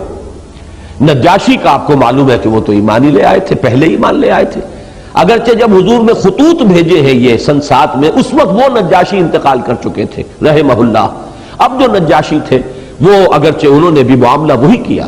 کہ کوئی گستاخی نہیں کی، کوئی اور معاملہ جو ہے توہین آمیز نہیں کیا، لیکن وہ ایمان نہیں لائے۔ یہی معاملہ مقوقس نے کیا۔ مقوقس نے ریسیو کیا حضرت حاتب ابن بلتع کو بڑے اعزاز و اکرام کے ساتھ، اور اس نے یہ الفاظ بھی کہے کہ میرا گمان تو تھا، میرا علم بتا رہا تھا کہ اب ایک نئی نبوت اور آخری نبوت کے ظہور کا وقت آ گیا ہے، لیکن میرا گمان تھا کہ وہ شام میں کہیں ظہور ہوگا، یہ میرا گمان نہیں تھا کہ وہ عرب میں حجاز کے ریگزار میں اور اس یوں سمجھیے کہ اس پہاڑی سلسلے کے اندر بوادٍ غیر ذی زرع، یہ جو آخری پھول کھلنا ہے یہ وہاں کھلے گا۔ لہذا اس نے تصدیق نہیں کی، ایمان نہیں لایا، لیکن حضور صلی اللہ علیہ وسلم کا اکرام فرمایا، اس نے ایک گھوڑا بھی پیش کیا تحفے کے طور پر، وہی پھر بعد میں دلدل کے نام سے مشہور ہوا ہے، حضور کا سواری کا گھوڑا، اور انہوں نے 2 کنیزیں کہہ لیجئے، 2 لڑکیاں ہدیتاً بھجوائیں۔ اب یہ بھی ذہن میں رکھیے یہ خاص دور ہے، اس کی اپنی تہذیب ہے، اس کا اپنا تمدن ہے، ان کو بھیجا، ایک سیرین اور ایک میری، ماریا، عربی میں آپ اسے ماریا کہیں گے، اصل میں وہ میری تھی، میری دی کاپٹک، چونکہ یہ قبطی قوم ہے تو میری دی کاپٹک یہ ماریا قبطیہ کہلاتی ہے، اور اس نے یہ لکھا کہ یہ ہمارے ہاں کوئی کنیزیں نہیں ہیں، یہ ہمارے بڑے اعلیٰ خاندان کی ہیں، یہ میں ہدیتاً آپ کی خدمت میں بھیج رہا ہوں۔ تو ایک کو حضور نے اپنے حرم میں داخل کیا، ماریا قبطیہ کو، اور ایک کو حضور نے ہبہ کر دیا حضرت حسان ابن ثابت رضی اللہ تعالیٰ عنہ، وہ ہے ماریا قبطیہ۔ اب یہ رومی تھی، رومیوں کا حسن و جمال وہ اپنی جگہ پر ہے، وہ تو ایک معروف شے ہے، لہذا ایک دیکھیے اس کو بھی ذہن میں رکھیے کہ یہ کوئی شے قطعاً نبی کے مقام سے فروتر نہیں ہے، نبی کو بھی کھانے کی اچھی چیز بھی اچھی لگتی تھی، یہ بات نہیں تھی کہ کھانے کی کوئی اچھی چیز جو ہے وہ حضور کو یا کسی اور نبی کو بری لگتی ہو، اسی طریقے سے جو بھی تقاضے ہیں انسان کی فطرت کے اندر، وہ تمام تقاضے جو ہیں انبیاء کرام کی طبیعت کے اندر بھی موجود تھے، تو حضور صلی اللہ علیہ وسلم کا ایک رجحان خصوصی حضرت ماریا کی طرف ہو گیا، اور آپ کے علم میں ہے کہ انہی کے بطن سے پھر حضرت ابراہیم کی ولادت ہوئی ہے، حضور کے وہ اس عمر کے آخری دور میں اللہ نے فرزند عطا فرمایا، اگرچہ وہ بالکل وہ انفینسی میں ہی، چھوٹی عمر ہی میں ان کا انتقال بھی ہو گیا ہے۔ تو میرے ذہن میں ایک عجیب ہے، ایک بس نکتے کی بات سمجھیے یہ کہ تاریخ نے گویا کہ اپنے آپ کو دہرایا ہے، حضرت ابراہیم علیہ السلام کو مصر ہی نے حضرت ہاجرہ جو ہے وہ دی تھی، اور وہ بھی اس وقت کے بادشاہ کے خاندان کی شہزادی تھی، وہ اصل میں یہودیوں نے انہیں کنیز کہہ دیا ہے تاکہ وہ بنی اسماعیل کو گھٹیا قرار دے سکے، جو سارہ کی اولاد ہے، حضرت سارہ سلام علیہا، ان کی اولاد کو حضرت اسحاق اور یعقوب کو بالا تر رکھنے کے لیے تو انہیں کہہ دیا لونڈی تھی ہاجرہ، حالانکہ وہ شاہی خاندان کی تھی۔ حضرت ابراہیم کی خدمت میں وہ پیش کی گئی، ان سے حضرت اسماعیل ہوئے، حضرت اسماعیل علیہ السلام ہی کی نسل میں حضرت محمد صلی اللہ علیہ وسلم ہے، اور ان کے پاس پھر مصر ہی سے ایک باعزت خاتون آئی ہے، اور ان کے ہاں پھر جو بچہ جو ہے جس کا ولادت ہوا، حضور نے اس کا نام ابراہیم رکھا ہے۔ یہ صرف ایک نکتہ ہے ناموں کے اعتبار سے، اور یہ کہ اس میں کوئی اور معنی اپنی طرف سے شامل نہ کیجئے، اگرچہ یہ بات سامنے رکھیے کہ حضور نے فرمایا لو عاش ابراہیم لکان نبیا، اگر ابراہیم زندہ رہتا تو نبی ہوتا، اور اس کو قادیانی جو ہے استعمال کرتے ہیں اس حدیث کو کہ اس کا مطلب یہ ہے کہ پھر نبوت تو ختم نہیں ہوئی، اور وہ ختم نبوت کا جو مفہوم تم سمجھتے ہو اس کے خلاف یہ حدیث جا رہی ہے۔ میں نے پہلے بھی کسی موقع پر یہ کہا ہے، ٹورنٹو میں ایک قادیانی نے مجھے کنفرنٹ کیا جب اس دلیل سے، تو ایک دفعہ میں گھبرا گیا تھا، لیکن یہ کہ پھر ایک دم میرے سامنے قرآن مجید کی ایک آیت آئی کہ جو لا کے ساتھ کوئی بات آئے وہ تو ایک شرط ہے، وہ شرط پوری نہ ہو تو جزائے شرط کے پورے ہونے کا سوال ہی نہیں۔ لو کان معہ آلہۃ، نہیں، اگر اللہ کا کوئی بیٹا ہوتا، لو کان کیا ہے للرحمن ولد، اگر رحمان کا کوئی بیٹا ہوتا فانا اول العابدین، تو میں سب سے پہلے اس کو پوجتا، اس کی بندگی کرتا، اس کی عبادت کرتا۔ اب اس کو اگر کوئی دلیل بنائے کہ اللہ کا کوئی بیٹے کی نفی تو نہیں ہوئی، تو وہ بھی پھر خاموش ہو گیا۔ میں نے کہا یہ تو لا سے بات شروع ہوئی ہے، اگر اللہ کے کوئی بیٹا ہوتا تو حضور فرماتے کہ سب سے پہلے میں اس کی عبادت کرتا، اسی طرح اگر ابراہیم زندہ رہتے تو وہ نبی ہوتے۔ ان دونوں کو سامنے رکھیے، تو جب تک کہ شرط پوری نہ ہو جزائے شرط کا کوئی سوال ہی نہیں۔ تو یہ تو صرف ایک موہوم سی بات ہے۔ بہرحال ان کی طرف جو رغبت ہو گئی، بلکہ اس میں ایک واقعہ بیان ہوتا ہے ان روایات میں کہ حضور کا ایک معمول تھا کہ روزانہ عصر اور مغرب کے مابین آپ تمام ازواج مطہرات کے ہاں ایک وزٹ کرتے تھے، بہت بریف، ظاہر بات ہے عصر اور مغرب کے درمیان وقفہ کتنا ہوتا ہے، بہت اول وقت بھی پڑھ لی جائے عصر تو وہ 2 گھنٹے کا ہو جائے گا، اور ازواج مطہرات 9 بیک وقت آپ کے نکاح میں رہی ہیں، تو ان سب کے پاس جب ایک بریف وزٹ تھا تو تھوڑا تھوڑا وقت ہر جگہ پر لگتا تھا۔ لیکن یہ کہ ایک دن حضور صلی اللہ علیہ وسلم حضرت حفصہ کے ہاں گئے، حضرت حفصہ نہیں تھی اس وقت، وہاں حضرت ماریہ آ گئی، حضور صلی اللہ علیہ وسلم ان کے ساتھ کچھ دیر رہے۔ حضرت حفصہ جب آئی تو انہیں اس پر کچھ غیرت سی آئی کہ میرے گھر میں یا میرے کمرے میں، میرے حجرے میں یہ ماریہ کے ساتھ حضور صلی اللہ علیہ وسلم نے وقت گزارا ہے۔ تو انہوں نے جب خفگی کا اظہار کیا تو حضور نے قسم کھا لی کہ اچھا آئندہ میں ماریہ سے کوئی تعلق نہیں رکھوں گا، حالانکہ وہ حلال تھی، جائز تھی ان کے لیے۔ ایک تو یہ واقعہ ہے کہ اس پر یہ آیت نازل ہوئی، یا ایھا النبی لما تحرم ما احل اللہ لک تبتغی مرضات ازواجک، اے نبی کیوں آپ اپنے اوپر حرام کر رہے ہیں، کیوں قسم کھا رہے ہیں، کیوں عہد کر رہے ہیں اس شے کے استعمال کی کہ جو اللہ نے آپ کے لیے اصلاً حلال کی ہے، اپنی بیویوں کی رضا جوئی کے لیے، ان کے جذبات کا پاس کرتے ہوئے یا ان کی دلداری کی خاطر۔ یہ تو واقعہ وہ ہے جو میں نے عرض کیا ہے کہ مرسل روایات اس کا مبنا ہے، ان کے اوپر ان کی بنا ہے۔ لیکن دوسرا واقعہ وہ ہے کہ جو بخاری میں ہے، مسلم میں ہے، ابو داؤد میں ہے، نسائی میں ہے، یہ واقعہ یہ ہے، اور اس کا تعلق بھی وہی ہے شام کے وقت کا حضور کا جو ایک بریف وزٹ ہوتا تھا، ایک آپ جو تمام ازواج مطہرات کے ہاں تھوڑی تھوڑی دیر کے لیے مزاج پرسی۔ ظاہر بات ہے کہ شب باشی تو ہوتی تھی باری باری، ایک رات آپ اپنی کسی زوجہ کے ہاں ہیں، دوسری رات کسی زوجہ مطہرہ کے ہاں ہیں، لیکن یہ کہ اب اس طرح تو یہ کہ ملاقات کوئی ہوتی ہے ہفتے اور 9 دن کے بعد، تو شام کا یہ معمول تھا کہ تھوڑی تھوڑی دیر کے لیے آپ تمام ازواج کے ہاں ہو آتے تھے مزاج پرسی کے لیے۔ تو وہاں یہ ہوا کہ حضرت زینب بنت جحش رضی اللہ تعالی عنہا، ان کے ہاں کہیں سے شہد آ گیا، انہوں نے حضور کو وہاں شہد جو ہے پیش کرنا شروع فرمایا، اور حضور کو رغبت تھی شہد سے، اب وہاں آپ نے نوش کرنا شروع کیا۔ نتیجہ یہ نکلا کہ وہاں معمول سے زیادہ دیر لگنے لگی۔ اب اس پر غیرت کا احساس ہوا، عورت کی فطرت تو اپنی جگہ پر ہے، وہ فطرت تو نہیں بدلتی ہے۔ ازواج مطہرات اگرچہ بہت بلند درجے پر ہیں، لیکن یہ کہ فطرت جو ہے عورت کی، وہ فطرت کے اندر یہ شامل ہے، غیرت کہہ لیں اسے۔ وہ ایک تو یہ کہ سوک ناپا جو ہے وہ تو یوں سمجھیے کسی عورت کے لیے اس سے بڑا عذاب کوئی اور ہے نہیں، لیکن چلیے ازواج مطہرات اس سے بہت بلند تھی کہ اسے اپنے لیے کوئی عذاب سمجھے۔ کچھ عرب کا عام مزاج بھی تھا کہ وہاں اس کو عذاب نہیں سمجھا جاتا تھا، لیکن یہ کہ ازواج مطہرات تو بہرحال بہت بلندی پر تھی اخلاق کے۔ لیکن یہ کہ یہ جو معمول سے زیادہ دیر لگنے لگی تو انہیں اندازہ ہوا کہ شاید رغبت جو ہے حضور کو اب زیادہ ہو گئی ہے حضرت زینب کی طرف، اس سے جو ایک غیرت سی پیدا ہوئی۔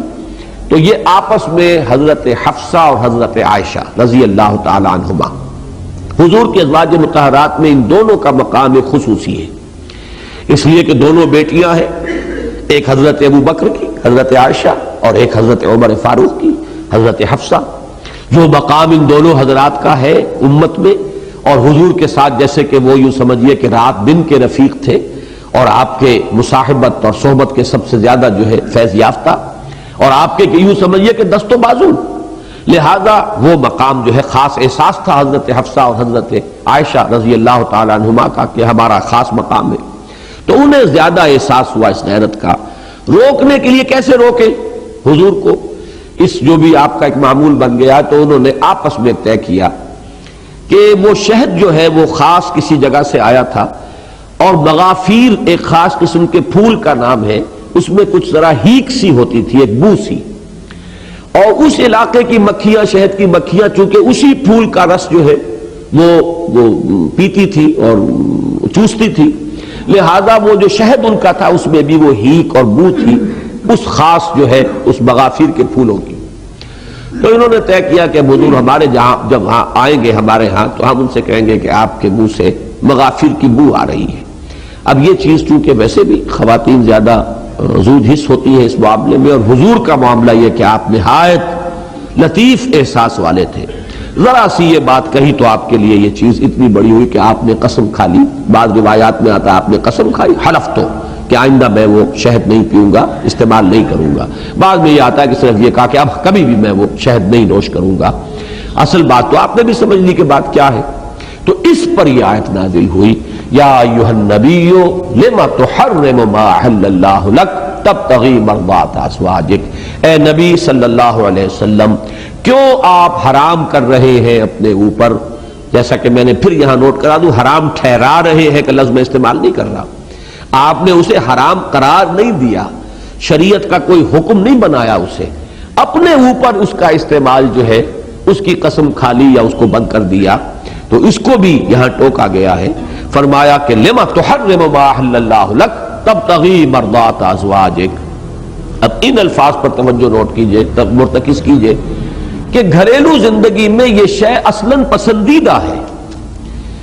آپ کو اپنی اہلیہ کے جذبات کا پاس ہونا چاہیے، بیوی کو اپنے شوہر کے جذبات کا پاس ہونا چاہیے، یہ پسندیدہ ہے۔ یہ نہ ہو کہ بے حس ہو شوہر اپنی بیوی کے احساسات کی جانب سے، یا بیوی جو ہے بالکل پرواہ نہ کرے کہ میرے شوہر کے احساسات کیا ہیں۔ یہ شے پسندیدہ ہے،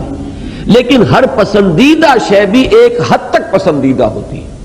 اس میں بھی اگر تجاوز ہو جائے گا تو بس وہی غلطی ہو جائے گی۔ وہ تجاوز ہم لوگوں کا حال تو یہ ہے، جو بھی عام لوگوں کا معاملہ ہے، کہ وہ تو اس کی وجہ سے بیویوں کی محبت میں اور اولاد کی محبت میں اللہ کے حرام کو حلال کر رہے ہیں، رشوتیں کھائی جا رہی ہیں، حرام خوریاں ہو رہی ہیں، سب کچھ ہو رہا ہے،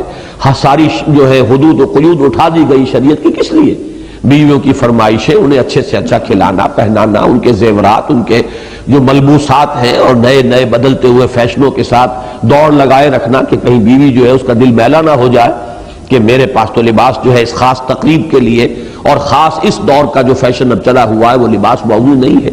اب اس سب کے لیے حرام کو حلال کیا جا رہا ہے۔ ظاہر بات ہے اس کا تو کوئی امکان ہی نہیں کہ کوئی اس طرح کا معاملہ، کوئی اس کا شائبہ بھی نبی کے طرز عمل میں پیدا ہو، لیکن یہ کہ حلال کو استعمال کرنے کے لیے اگر آپ نے اپنے اوپر ایک بندش لگا لی، پابندی لگا لی یا قسم کھا لی، تو اس کو گویا کہ بہانہ بنایا گیا ہے یہاں اس ابدی ہدایت کو دینے کے لیے۔ ہدایت دینی ہے ہمیشہ ہمیشہ کے لیے کہ اے مسلمانوں، آئلی زندگی میں دو انتہائیں ہو سکتی ہیں، دونوں انتہاؤں سے بچنے کی کوشش کرو۔ ایک عدم موافقت کی وہ انتہا کے طلاق تک نوبت پہنچ جائے، اور طلاق تک نوبت پہنچتی ہے بالعموم زدم زدہ میں۔ یہ زدم زدہ کی شکل ہے کہ جس سے بات یہاں تک بڑھ جاتی ہے کہ پھر سیپریشن کی نوبت آ جاتی ہے۔ خاص حالات تو ایسے ہو سکتے ہیں کہ جہاں واقعتاً جسٹیفائیڈ ہو اور صحیح روش ہی یہ ہو کہ علیحدہ ہو جائیں، لیکن عام طور پر طلاق کی نوبت آتی ہے جب وہ زدم زدہ اور خام خواہ کو بات کا بتنگڑ بنانے کا انداز ہو۔ اور دوسری طرف یہ بھی نہیں ہونا چاہیے کہ اتنی ایک دوسرے کی چاہت ہو جائے، اتنا ایک دوسرے سے لگاؤ ہو جائے، اتنا ایک دوسرے کے احساسات کا پاس ہو جائے، ایک دوسرے کی رضا جوئی ہو جائے کہ شریعت کی حدود جو ہے کہیں ان کے توڑنے کے قریب انسان پہنچ جائے۔ تو یہ دونوں انتہاؤں سے اپنے آپ کو بچا کر ایک راہ وسط پر تمہیں چلنا ہے، ایک معتدل روش تمہیں اختیار کرنی ہے۔ یہی وجہ ہے کہ سورہ منافقون میں فرمایا، یا ایھا الذین آمنوا لا تلھکم اموالکم ولا اولادکم عن ذکر اللہ۔ اہل ایمان دیکھنا، تمہیں غافل نہ کر دے تمہاری اولادیں اور تمہارے اموال تمہیں اللہ کی یاد سے۔ سورہ تغابن میں آگے آ کے فرمایا، یا ایھا الذین آمنوا ان من ازواجکم واولادکم عدوا لکم فاحذروہم۔ اہل ایمان ذرا چوکس رہو، چوکنے رہو، تمہاری بیویوں اور تمہاری اولاد میں سے تمہارے دشمن بھی ہیں جن کی طبعی محبت تمہیں راہ حق سے منحرف ہونے پر آمادہ کر سکتی ہے، تمہیں شریعت سے متزلزل کر سکتی ہے۔ ان کی محبت جو ہے جب وہ غیر معتدل ہو جائے گی، ایک حد سے تجاوز کر جائے گی، تو خطرہ ہے کہ تم ان کی وجہ سے حرام کے اندر منہ مارنے لگو گے۔ یہ گویا کہ ایک طرح کی دشمنی ہے، وہ تمہاری عاقبت کو برباد کرنے کے درپے ہو جائیں گے، لہذا چوکس رہو اور چوکنے رہو۔ اب یہاں پر بھی اسی بات کی طرف اشارہ کیا کہ بیویوں کی رضا جوئی اس حد تک نہیں جانی چاہیے کہ اللہ تعالیٰ کے شریعت کے احکام کے اندر کوئی فرق واقع ہونے لگ جائے۔ یہ ہے ابدی حکم۔ اس کے لیے ایک بہانہ سمجھ لیجئے گفتگو کا، تقریب کچھ تو بہرے ملاقات چاہیے، کوئی حکم دینے کے لیے، کوئی ہدایت دینے کے لیے ایک چھوٹا سا واقعہ حضور کی نجی زندگی، آئلی زندگی سے لیا، اور یہ ابدی ہدایت تا قیام قیامت آئلی زندگی کے اندر اس اعتدال کی روش کے لیے اس تصویر کا دوسرا رخ بھی ہمارے سامنے رکھ دیا۔ یا ایھا النبی لم تحرم ما احل اللہ لک تبتغی مرضات ازواجک واللہ غفور الرحیم، اللہ غفور ہے رحیم ہے۔ یعنی اگر احساس ہو جائے کہ واقعی کہیں خطا ہو گئی ہے تو انسان اگر توبہ کرے گا، رجوع کر لے گا تو اللہ غفور اور رحیم ہے۔ خاص طور پر یہاں اس کا تعلق چونکہ حضور کی ذات کے ساتھ ہے، تو چونکہ اس میں کوئی بھی نشوز اللہ کی شریعت کے خلاف کوئی جذبہ تو تھا ہی نہیں، یہ تو صرف ایک جذبہ محمود ہے، اچھا جذبہ ہے جو ذرا حد اعتدال سے بڑھ گیا ہے۔ یہ بات بڑی اہم ہے۔ قرآن مجید کے بہت سے مقامات جن میں الفاظ بظاہر ایسے جیسے حضور پر کچھ گرفت ہو رہی ہے، حضور کو ٹوکا جا رہا ہے، کچھ ملامت کا انداز ہے، وہ بڑے نازک مقامات ہیں قرآن مجید کے۔ ان کی تعبیر کے ضمن میں یہ ایک بہترین اصول ہے، اس کو سامنے رکھیے۔ نبی کی کوئی خطا جانب شر میں نہیں ہوتی، کوئی خطا جانب نفس میں نہیں ہوتی، خطا ہوتی ہے جانب خیر میں، بھلائی ہی میں کوئی تجاوز ہو جاتا ہے، بھلائی میں، نیکی میں، خیر میں حد اعتدال سے تجاوز، ورنہ نفسانیت معاذ اللہ کوئی خطا بربنائے نفسانیت نہیں ہو سکتی۔ جانب شر میں رجحان نہیں ہے نبی کا، ہرگز کوئی سوال ہی پیدا نہیں ہوتا۔ البتہ جانب خیر میں ہو سکتا ہے کہ کہیں اس جذبہ محمود اور اس بھلائی کے جذبے کے اندر حد اعتدال سے تجاوز ہو جائے۔ وہی جو حضرت مسیح کے پیروکاروں میں رہبانیت کا جذبہ برا جذبہ نہیں تھا، ان کا حد اعتدال سے تجاوز کر گیا، مطلب نیکی کا جذبہ تھا، زہد کا جذبہ تھا، الا ابتغاء رضوان اللہ، اللہ کی رضا جوئی ہی کے لیے کر رہے تھے جو کچھ کر رہے تھے،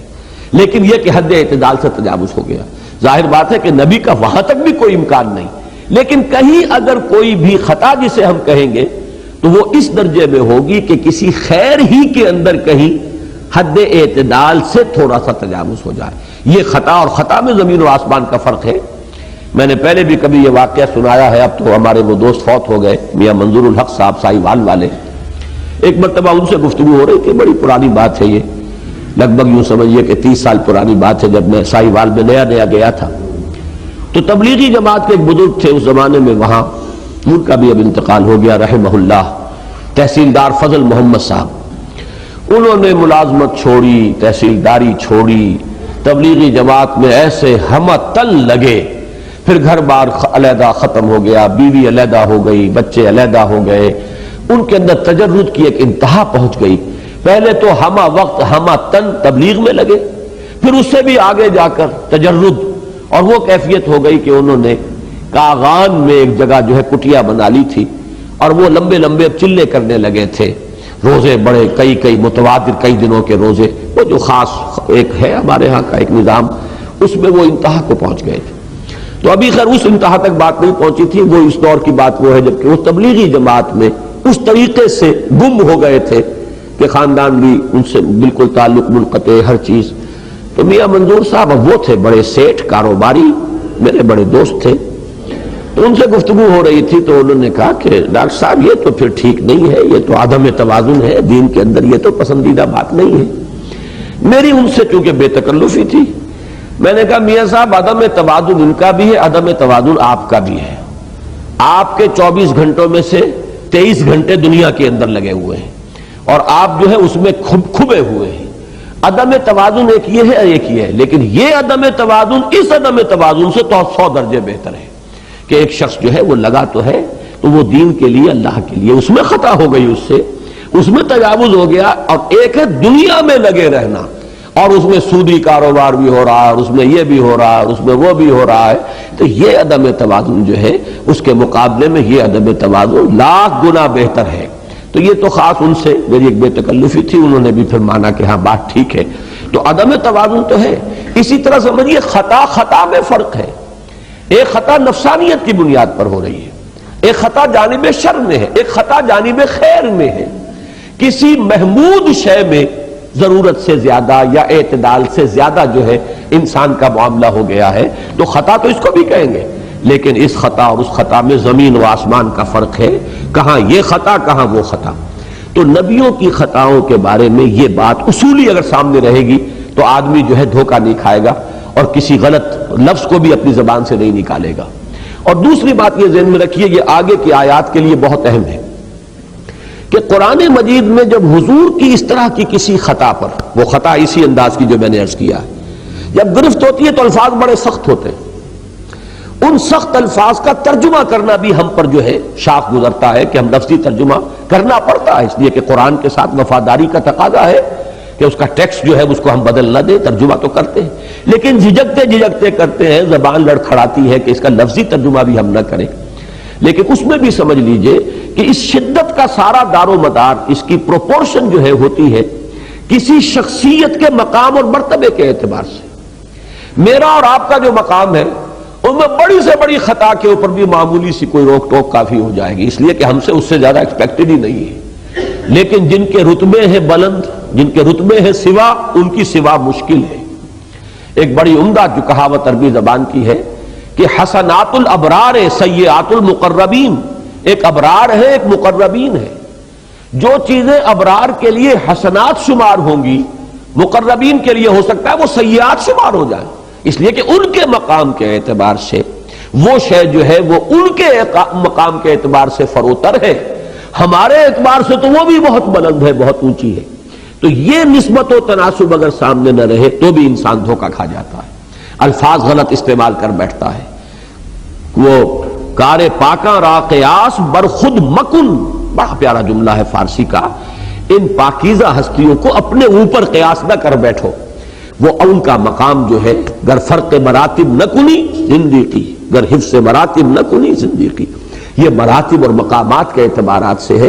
اس کے اعتبار سے ایک لفظ استعمال ہو رہا ہے جس سے جتنی توقع ہوتی ہے اتنا ہی پھر آپ اس سے اگر کسی معمولی سی بھی کوئی اس سے فروگزاشت ہو جائے تو جب آپ اس سے گفتگو کرتے تو آپ کے اندر سختی ہوگی، وہ اس کے مقام کے اعتبار سے ہے۔ اسے اگر کہیں ہم اپنے پیمانوں سے ناپ کر اور وہ سمجھ بیٹھے تو یہ گویا کہ بہت بڑا انسان کے لیے گمراہی کا ایک سبب بن سکتا ہے۔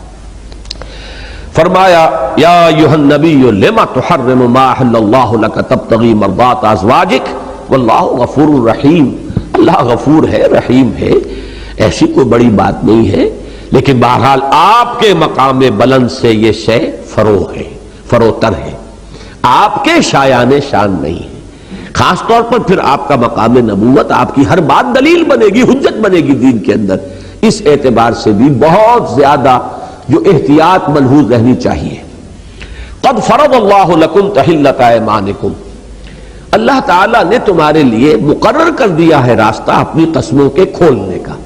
تحلہ حلال کرنا، کھول دینا، تمہاری قسموں کے کھولنے کا راستہ معین کر دیا ہے۔ اس میں پہلے ایک غلطی کرتا رہا ہوں ترجمے کی، آج میں خاص طور پہ اعتراف کے ساتھ اس کو ریکارڈ کرا رہا ہوں کہ میں ترجمہ یہ کرتا رہا ہوں کہ اللہ نے تمہارے اوپر لازم کر دیا ہے ایسی قسموں کا توڑنا یا کھولنا، یہ ترجمہ صحیح نہیں ہے۔ اگر یہ ترجمہ صحیح ہوتا، اگر ہوتا قد فرض اللہ علیکم تحلۃ ایمانکم، اللہ نے لازم کر دیا، فرض کر دیا تم پر اپنی قسموں کا، ایسی قسموں کا کھولنا،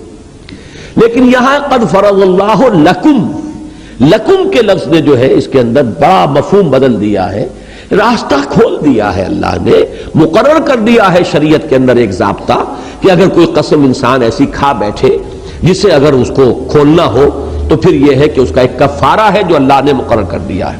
جو آیات ابھی ہم نے سورہ مائدہ کی پڑھی تھی اس کے بالکل ساتھ ہی یہ مضمون آ رہا ہے سورہ مائدہ میں۔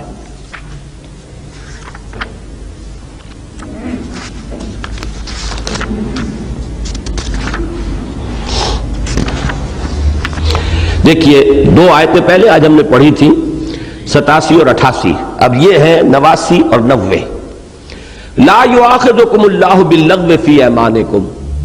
اے مسلمانوں اللہ تعالیٰ تم سے مواخذہ نہیں فرمائے گا جو ایسے ہی بے ارادہ تم قسمیں کھاتے رہتے ہو۔ یہ خاص طور پہ عرب کا مزاج تھا، واللہ باللہ، واللہ باللہ کے بغیر ان کا کوئی جملہ شروع ہی نہیں ہوتا، اس میں کوئی قسم کھانے کی نیت نہیں ہوتی، کوئی ارادہ نہیں ہوتا، یہ ان کا تقیہ کلام ہے جسے ہم کہتے ہیں تقیہ کلام، واللہ واللہ اور باللہ، اس کے بغیر نہیں کوئی بات شروع ہوگی۔ تو اس طرح کی کوئی وہ قسم کھانے کی نیت چونکہ نہیں ہوتی، لہذا اس کے خلاف آدمی کچھ کرتا ہے اگر تو وہ اللہ تعالیٰ اسے مواخذہ نہیں فرمائے گا۔ وَلَٰكِن يُؤَاخِذُكُم بِمَا عَقَّدتُّمُ الْأَيْمَانَ،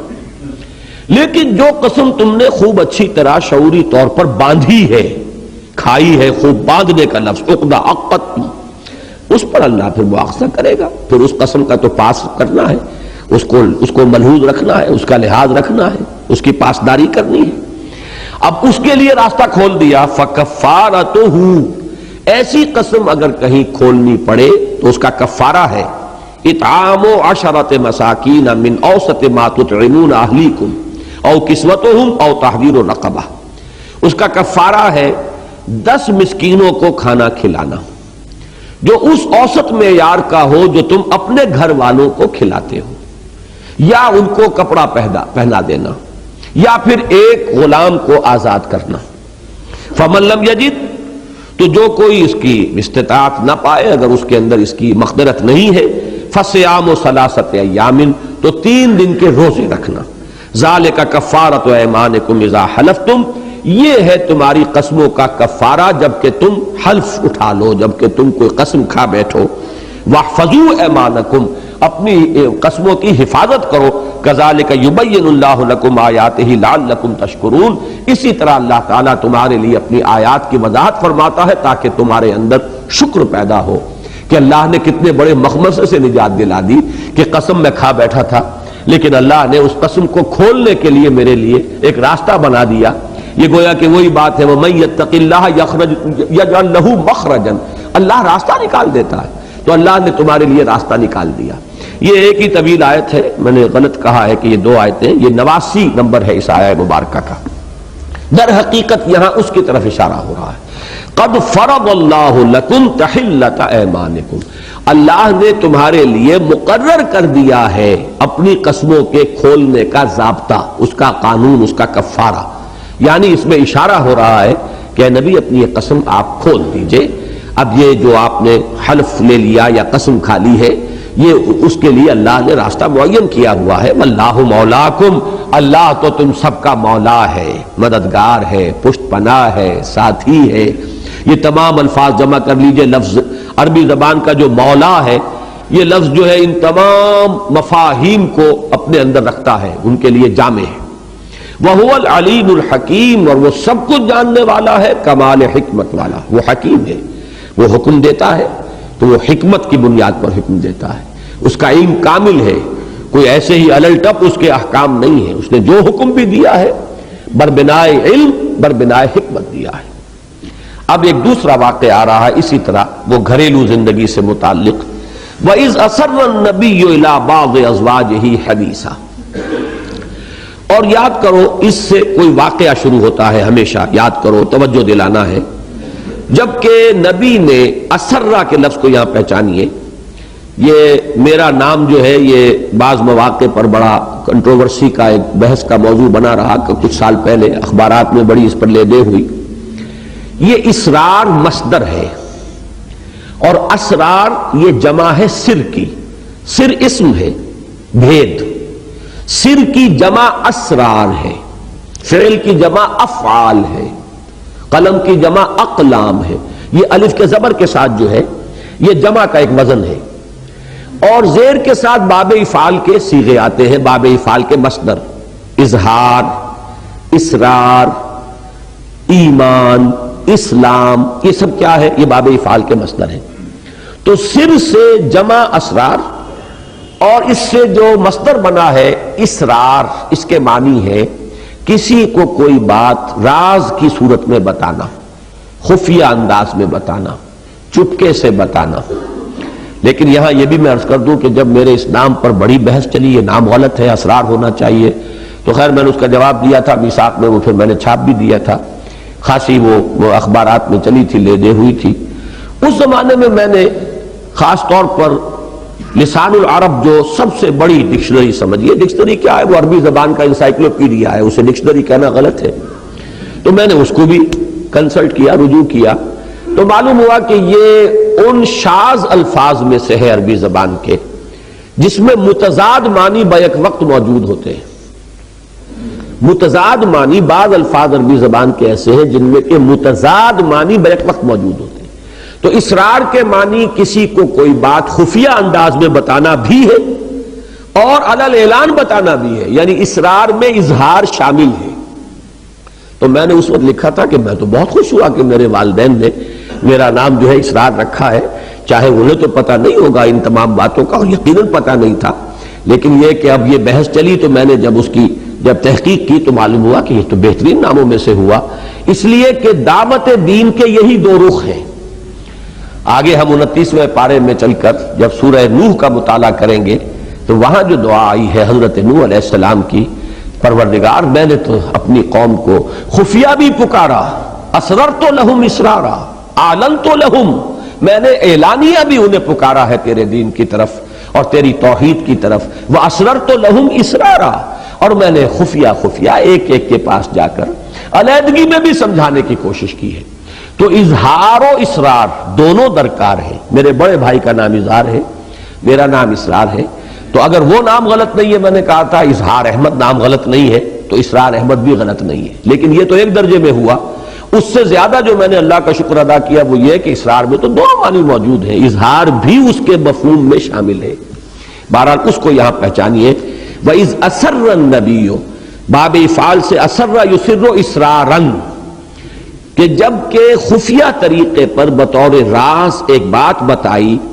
نبی نے اپنی ازواج میں سے کسی کو، الی بعض ازواجہ حدیثا، ایک بات، فلما نبأت بہ، تو جب انہوں نے ان زوجہ محترمہ نے اسے ظاہر کر دیا، حضور نے فرمایا تراز رکھو۔ بعض حضرات نے اس کو جوڑا ہے اسی واقعے کے ساتھ کہ ماریہ قبطیہ کے بارے میں حضور نے جو قسم کھا لی تھی کہ اب میں ان سے کوئی تعلق نہیں رکھوں گا، تو یہ معاملہ تھا اصل میں حضرت حفصہ کے حجرے میں ہوا ہے، وہاں یہ گفتگو ہوئی۔ حضور نے فرمایا اسے رکھنا اپنے تک صرف، اب اس کو کسی اور سے اس کا ذکر نہ کرنا۔ انہوں نے، اب یہ اس کے بھی مختلف پہلو سامنے آئیں گے کہ ازواج مطہرات میں صرف سوکناپا نہیں تھا بلکہ کس قدر گہری محبت بھی تھی آپس میں کہ انہوں نے یہ بات حضرت عائشہ کو بھی بتا دی۔ ایک یوں سمجھیے کہ باہمی اعتماد کی انتہا ہے، وہ سوکناپے ہی والی بات نہیں ہے بلکہ ان کے مابین بڑی محبت اور باہمی اعتماد کی فضا بھی تھی، وہ بات بتا دی۔ اور جیسے کہ عام طور پر ہوتا ہے، یہ عام انسانی کمزوریوں میں سے ہے کہ میرے پاس کوئی راز اور راز، دیکھیے میں آپ سے کہہ رہا ہوں کسی اور سے نہ کہیے گا، اب آگے آپ بھی یہی کہیں گے کسی سے، دیکھیں یہ بات میں آپ سے کہہ رہا ہوں کسی اور سے نہ کہیے گا، اور ہوتے ہوتے یہ ہوتا ہے کہ وہ کوئی لمبا چکر کاٹ کے پھر آپ تک آ جاتی ہے۔ معلوم ہوا کہ وہ یہ ہمارے عام معاملات جو ہے انسانی اس میں سے، یہاں تو وہ مسئلہ نہیں ہے،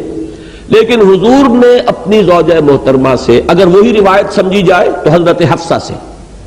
جب یہ بات فرمائی کہ دیکھو یہ راز ہے، میں وعدہ کرتا ہوں، قسم کھاتا ہوں، اب میں ماریہ سے کوئی تعلق نہیں رکھوں گا، لیکن یہ کہ اسے اپنے تک رکھنا۔ ہو سکتا ہے کہ واقعہ کوئی اور ہو، یہ میں نے عرض کر دیا کہ یہ بعض حضرات کے نزدیک اسی واقعے کا ضمیمہ ہے یہ۔ فلما نبأت بہ،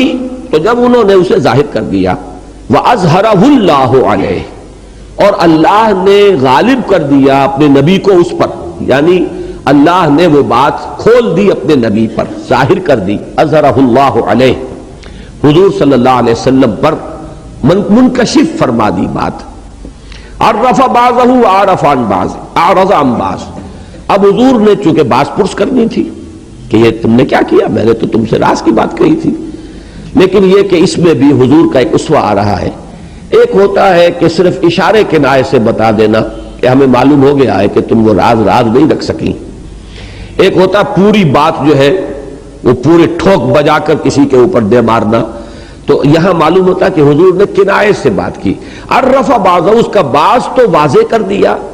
وَأَعْرَضَ عَن بَعْض، اور بعض سے اعراض کیا، چھپا لیا، یعنی کنائے اشارے میں یہ بات آپ نے اپنی ان زوجہ محترمہ کے سامنے واضح کر دی کہ وہ بات جو ہے پہنچ گئی ہم تک کہ تم وہ بات راز نہیں رکھ سکی۔ فلما نباہا بہ، تو جب حضور نے، اب یہاں پہ نبا کہتے خبر کو، نبا ینبئ تنبیئن، ایک ہے تنبیہ متنبہ کرنا، اس میں ہوتا ہے زجر ڈانٹ، ایک ہے تنبیہ حمزہ کے ساتھ۔ اب عربی زبان میں تو یہ زمین و آسمان کے فرق واقع ہو جاتے ہیں، یہ حمزہ ہے کہ ہاں ہے، اردو میں ہم بولتے ہوئے تنبیہ اور تنبیہ اس میں فرق نہیں کریں گے۔ نبا ینبئ تنبیئن، باب تفعیل، نبا کے معنی خبر، باخبر کر دینا، بتا دینا، جتا دینا، اور وہ تنبیہ جو ہے وہ تو در حقیقت انتباہ جس سے بنا ہے، وارن کرنا، وہ بالکل دوسری بات ہے۔ فلما نبأہا بہ، تو جب حضور صلی اللہ علیہ وسلم نے اس خبردار کر دیا انہیں اس بات پر، قالت من انبأک ھذا، اب دیکھیے یہ بھی ایک بڑا فوری سا رد عمل ہوتا ہے، اس میں کوئی بہت غور و فکر والی بات نہیں ہے، فوراً آدمی آپ کو کس نے بتایا؟ اب یہ ان کے سامنے بات آئی، فوراً جواب جو ہے، اگر یہ معاملہ وہی ہے تو حضرت حفصہ گویا کہ یہاں پر مراد ہے کہ انہوں نے بجائے اس کے کہ اس پر ایک ندامت کا احساس ہوتا، انہوں نے الٹا جیسے کہ ہوتا ہے جس کو آپ اپنے محاورے چمک کر کوئی بات کہنا، کہ اس انداز میں بات، من انبأک ھذا، آپ کو کس نے بتائی یہ بات؟ اب اس میں پس منظر میں یہ ہوتا ہے کہ گویا کہ انہوں نے بھی تو حضرت عائشہ سے یہ کہا ہوگا دیکھنا کسی کو بتانا نہیں، اور حضرت عائشہ نے اگر بتا دیا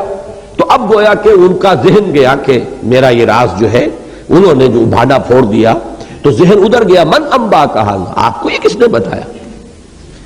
اب اس کا جو جواب حضور نے دیا، قال نبأنی العلیم الخبیر، اس میں تھوڑا سا وہ انداز جو ہے وہ زجر کا ہے، مجھے بتایا ہے اس ہستی نے کہ جو العلیم ہے الخبیر۔ تم ایک بات یہ کرو کہ تم نے راز جو ہے وہ فاش کیا ہے، اس پر ندامت کا اظہار کرو، یہ پوچھنے کا کیا موقع ہے کہ آپ کو کس نے بتایا؟ کسی نے بتایا ہو۔ سوال تو یہ ہے کہ ایک میں نے تم سے راز کے طور پر ایک بات کہی، تم نے اس کو ظاہر کر دیا، اب اس پر تو طرز عمل تو یہ ہونا چاہیے کہ ندامت ہو اور اعتراف ہو، اس پر شرمندگی ہو، اس کی بجائے یہ پلٹ کر پوچھ لینا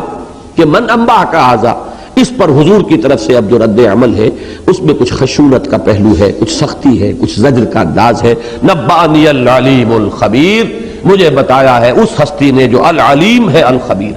ہر شے کی جاننے والی، ہر شے سے باخبر۔ اب یہاں بھی ایک بہت باریک نقطہ ہے، اس کو سمجھ لیجیے، یہ سب کچھ کیوں ہوتا ہے؟ چونکہ بعض حضرات میں اور خاص طور پر اہل تشیع کا یہ ذوق ہے، انہیں تمام صحابہ سے ایک بغض ہے، سوائے چند کے 3-4 ان کے نزدیک مومن تھے، باقی سب تو مسلم ہی تھے صرف، اور اکثریت منافقین پر مشتمل تھے۔ نمبر 2 یہ کہ جو قریب ترین تھے حضور کے، ان سے سب سے زیادہ بغض ہے، اور ازواج مطہرات حضور سے قریب ترین اس اعتبار سے تھی کہ کسی بھی شخص کے ساتھ قریب ترین تو اس کی ازواج ہی ہوتی ہے، تو بغض شدید ہے ازواج مطہرات سے، اور خاص طور پر حضرت عائشہ اور حضرت حفصہ رضی اللہ تعالیٰ عنہما سے۔ حضرت خدیجہ کا معاملہ بالکل مختلف ہے، ویسے ایک پہلو سے تو یعنی میں ان کی اس رائے سے اتفاق کرتا ہوں کہ میرے نزدیک ازواج مطہرات میں بلند ترین مقام حضرت خدیجہ الکبریٰ کا ہے رضی اللہ تعالیٰ عنہ، یہ بات جو ہے یہ تو میں ان کے اس خیال سے متفق ہوں، اس لیے کہ وہ مقام کسی اور کا نہیں ہے، نہ حضرت عائشہ کا نہ حضرت حفصہ کا، جو مقام اللہ نے یہ رتبہ بلند ملا جس کو مل گیا، وہ تنہا تھی حضور کی رفیقہ حیات اور اتنے طویل عرصے تک، اور حضور نے فرمایا مجھے اللہ نے اولاد انہی سے دی، حضرت فاطمہ ہو، حضرت ام کلثوم ہو، حضرت یہ تمام آپ کی بیٹیاں انہی سے تھیں، طاہر اور طیب، قاسم جن سے کہ کنیت ہے ابو القاسم حضور کی، وہ سب انہی کے بطن سے اللہ نے حضور کو عطا فرمائی اولاد۔ اور پھر یہ کہ وہ تو ایک طرح سے یعنی اب یہ لفظ مناسب نہیں ہے، حضور کی ایک طرح کی سرپرست تھی، جس طرح انہوں نے اپنی دولت اور اپنا مال جو ہے حضور کے قدموں میں نچھاور کیا ہے، تو ان کا مقام تو اونچا۔ اس اعتبار سے بعض میں سمجھتا ہوں کہ ہمارے ہاں کے اہل سنت اور خاص طور پر اہل حدیث حضرات اس معاملے میں کچھ غلطی کرتے ہیں کہ جب تمام ازواج مطہرات میں وہ حضرت عائشہ کو ٹاپ پر لے جاتے ہیں۔ میرے نزدیک حضرت خدیجہ الکبریٰ رضی اللہ تعالی عنہا کا مقام ازواج مطہرات میں بلند ترین ہے۔ باقی ان کی جو معاملہ ہے اہل تشیع کا، وہ اصل میں حضرت خدیجہ کی بزرگی کے قائل نہیں ہے، وہ ام فاطمہ کی بزرگی کے قائل ہے، وہ اس لیے ان کی عظمت کے قائل ہے کہ حضرت فاطمہ کی والدہ ہے وہ، باقی یہ کہ اور 3 جو ہیں آپ کی بیٹیاں ان سے انہیں کوئی تعلق نہیں ہے، بلکہ اب تو انہوں نے ایک نیا شوشہ چھوڑ دیا ہے کہ تینوں بیٹیاں حضور کی تھی نہیں، صرف بیٹی حضور کی جو ہے وہ حضرت فاطمہ ہے، اور باقی تو ربیبہ تھی یہ کہ حضرت خدیجہ کی سابق کسی شوہر سے یہ بیٹیاں تھیں، جب حضور سے نکاح ہوا ہے تو پہلے سے ان کے ہاں یہ موجود تھی، ان کو ربائب کہتے ہیں، ربیبہ۔ یہ بات بالکل غلط ہے اور بالکل من گھڑت ہے، ان کی اپنی متقدمین کی کتابیں جو ہیں وہ سب بھی اس پر جو ہے گواہ ہیں کہ حضور کی ہی صلب سے یہ چاروں آپ کی بنات طاہرات تھی رضی اللہ تعالی عنہن. یہ تو ایک نیا شوشہ ہے جو انہوں نے چھوڑا ہے. لیکن بہرحال مقام کے اعتبار سے میں عرض کر رہا ہوں حضرت خدیجہ کا مقام بہت بلند ہے. لیکن ان کے تو انتقال کے بعد ہوئی ہے جو بھی شادی ہوئی ہے اور حضور کی، تو بقیہ تمام ازواج جو بیک وقت رہی حضور کے نکاح میں، ان میں یقیناً چوٹی کا مقام جو ہے وہ حضرت عائشہ حضرت حفصہ رضی اللہ تعالی عنہما کو حاصل ہے. اس لیے بھی کہ حضرت ابوبکر کی بیٹی، حضرت عمر کی بیٹی، انہی دونوں سے بغض ہے ان اہل تشیع کو، لہذا ان دونوں سے ازواج مطہرات سے ان کا بغض شدید ترین ہے. اور اس بغض کو نکالنے کا انہیں یہاں موقع مل گیا ہے، کیونکہ الفاظ قرآن مجید میں جو گرفت کے آئے ہیں بظاہر سخت ہیں. انداز جو اگلی آیت کا آئے گا خاص طور پر اس کے اندر ایک سختی کا پہلو ہے. اور یہاں بھی اب میں نے بھی ترجمہ کیا ہے تو لفظ کہنے پڑے کہ اس میں پلٹ کر جواب دینے کی بات، بجائے اس کے کہ ایک ندامت کا انداز سامنے آتا، الٹا ایک انداز جو اختیار کیا ہے وہ یہ ہے کہ آپ کو کس نے بتایا، حالانکہ ہونا چاہیے تھا برعکس. اب یہ تو مجبوری ہے ہماری، لیکن اس میں اس چیز کو سامنے رکھیے جو میں عرض کر چکا ہوں کہ قرآن مجید میں اگر یہ انداز ازواج مطہرات کے بارے میں ہے تو اس سے 10 گنا سخت الفاظ حضور کے بارے میں آئے ہیں صلی اللہ علیہ وسلم. یہ ہے وہی اصول جو ہے جو وہ الجبرا کا فارمولہ میں آپ کو دے چکا ہوں کہ اس میں اصل میں کسی کا مقام اور مرتبہ ہے کہ جو در حقیقت سامنے رہے، کہ کسی کی ادنا سی اگر کوئی ہے کوئی خطا تو اس کا مقام اگر بلند ہے اس کے اعتبار سے وہ میگنیفائی ہو جائے گی. اس کا جب تذکرہ ہوگا تو اسی طرح شدت کے ساتھ ہوگا، لیکن اس کو عام اور الفاظ کے ظاہر کے اوپر محمول کر لینا یہ در حقیقت ہماری کجی ہوگی ذہن کی. اور جنہوں نے بھی یہ شکل اختیار کی ہے یقیناً ان کے ذہن کی اور ان کے مزاج کی، ان کی طبیعت کی کجی کی علامت ہے. کسی درجے میں بھی ان دونوں ازواج مطہرات سے کسی طرح کا کوئی سوء ظن اگر ان آیات کی وجہ سے پیدا ہوتا ہے تو یہ ہماری بہت بڑی محرومی ہوگی. یہ حضور کی انتہائی چہیتی ازواج مطہرات تھی رضی اللہ تعالی عنہما. لیکن بہرحال یہاں ایک معاملہ ایسا ہوا ہے جس پر اسی انداز کی گرفت اللہ نے فرمائی ہے جس سے کہیں زیادہ سخت الفاظ میں گرفت قرآن مجید میں خود نبی اکرم صلی اللہ علیہ وسلم کی فرمائی گئی. تو جو اصول وہاں رہے گا، اصول تو ایک ہی اپنی جگہ پر، فارمولہ الجبرے کا جو ہے وہ بدلے گا نہیں، وہی اصول یہاں ذہن میں رکھیے. اب آ رہی ہے جو آیت نمبر 4، اس میں ایک معاملہ ہے، بڑی ایک یعنی زوردار بحث ہے، اور میں چاہتا ہوں آج تھوڑا سا وقت ہم زیادہ لیں گے کہ اس کو، چونکہ میں چاہتا ہوں کہ یہ 5 آیتیں آج ہم پڑھ لیں، مکمل کر لیں. ان تتوبا الی اللہ فقط صغت قلوبکما، اگر تم دونوں، چونکہ اب یہاں 2 ہو گئی، ایک وہ کہ جن سے راز کی بات کہی گئی، دوسری وہ کہ جن سے وہ بات وہ ان زوجہ محترمہ نے کہہ دی. اب 2 کا معاملہ ہو گیا. اور اگر وہ روایت صحیح ہے، شان نزول کی وہ واقعہ، تو یہ گویا کہ تعین کے ساتھ حضرت حفصہ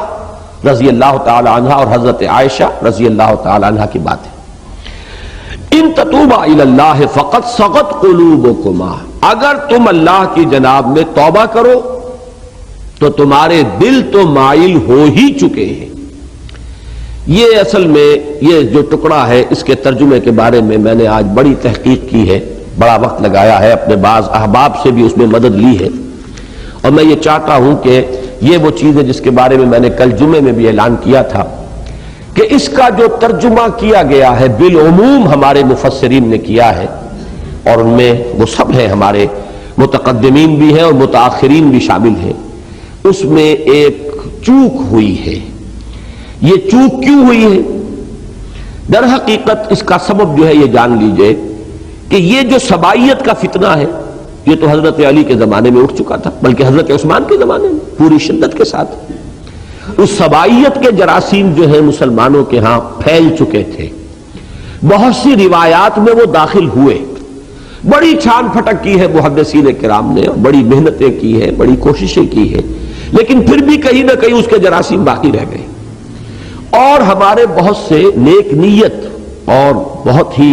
جو مخلص ہمارے علماء تھے ان سے بھی ایک نادانستہ طور پر ان اثرات کا جو ہے اس سے متاثر ہونے کا معاملہ ہو گیا ہے. اس معاملے کو ابھی حال ہی میں مولانا منظور احمد نعمانی، اللہ تعالیٰ ان کی عمر کو دراز کرے، مزید انہیں صلاحیت دے، انہوں نے جو کتاب لکھی ہے حال ہی میں چند سال ہوئے اور وہ بہت بکی ہے اور چھپی ہے اور مفت تقسیم کی گئی ہے.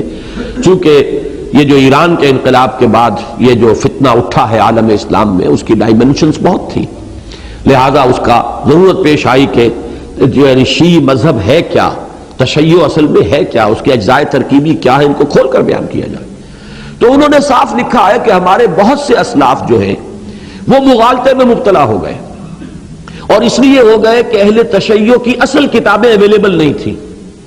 لہذا وہ اپنی خوش گمانی کی بنیاد پر ان کی بہت سی باتیں جو ہیں جو عام معاشرے میں پھیل گئی تھی انہوں نے بھی قبول کر لی۔ اور اس کی میں ایک مثال یہاں ریکارڈ پر لے آنا چاہتا ہوں، خود مولانا امین حسن اصلاحی کی۔ یہ اس زمانے کی بات ہے جبکہ میرے ان سے بڑے اچھے مراسم تھے، اور بہت میں تو ان کا برخوردار ہی تھا اور اب بھی ہوں، اپنی عمر کے اعتبار سے ظاہر بات ہے، اگرچہ بعض چیزوں میں مجھے شدید اختلاف ان سے ہو گیا ہے، لیکن اس زمانے میں ایک کتاب جو محمود احمد عباسی کی کتاب تھی، خلافت معاویہ و یزید،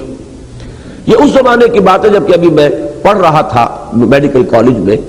تو خلافت معاویہ و یزید جو ہے بالاقساط شائع ہوئی تھی ایک رسالے میں جس کا نام تذکرہ تھا، کراچی سے یہ نکلتا تھا، نور محمد کارخانہ تجارت کتب ان کا یہ ایک میگزین تھا۔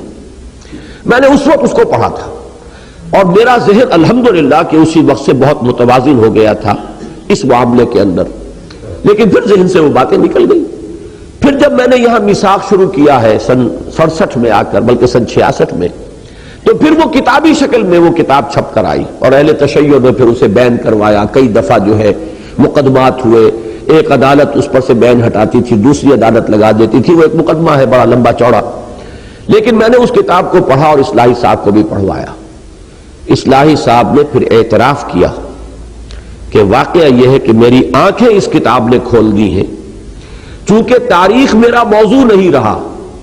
لہذا میں بھی غیر شعوری طور پر جو غلط چیزیں فضا میں ایک خاص ٹیکنیک کے ذریعے سے پھیلا دی گئی ہیں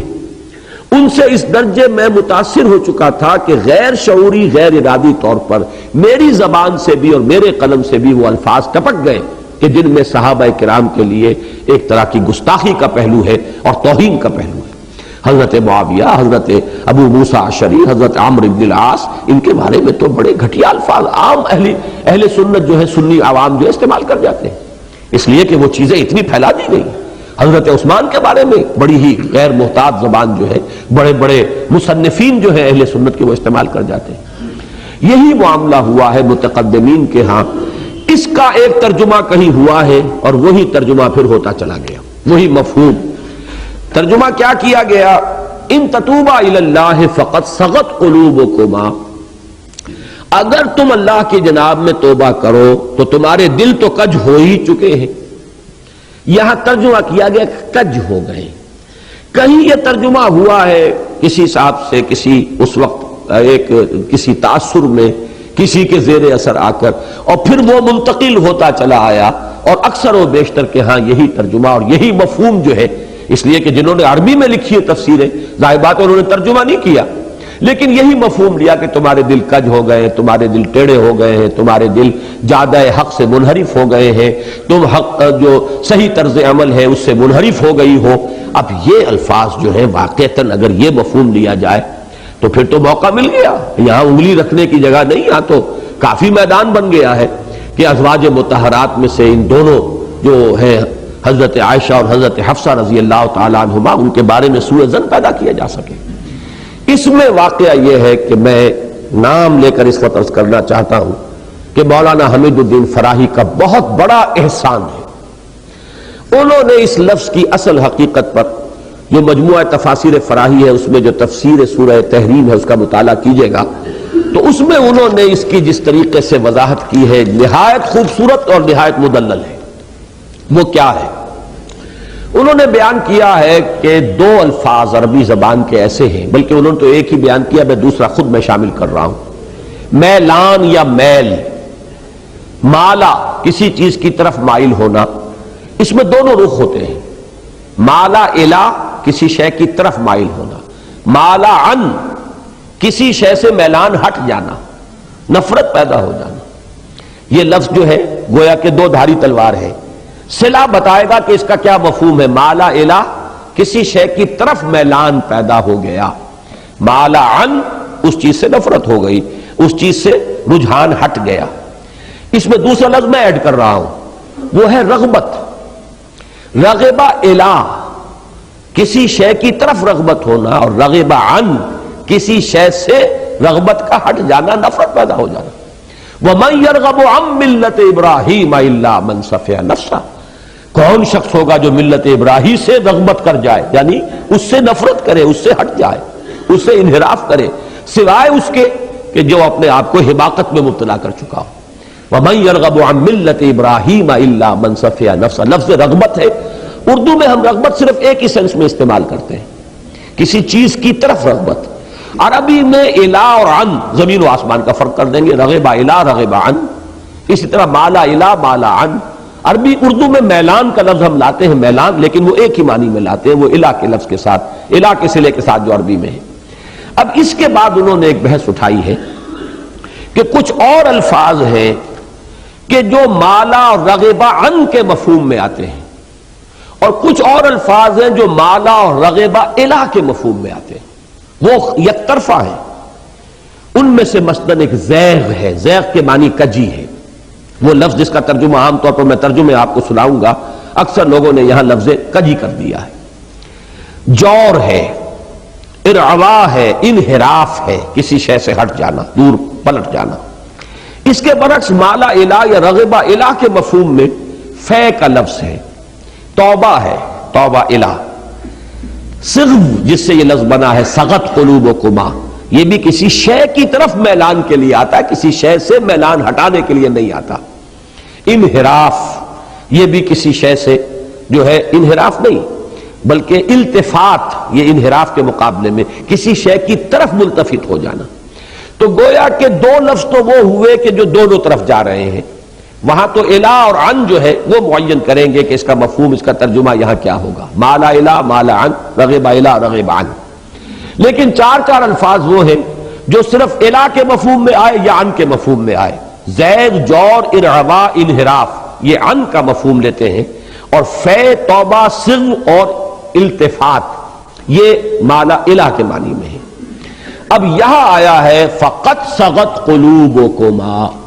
تمہارے دل تو مائل ہو ہی چکے ہیں. یہ ہے اصل بات کہ جو یہاں پہ ترجمانی اس کی ہونی چاہیے.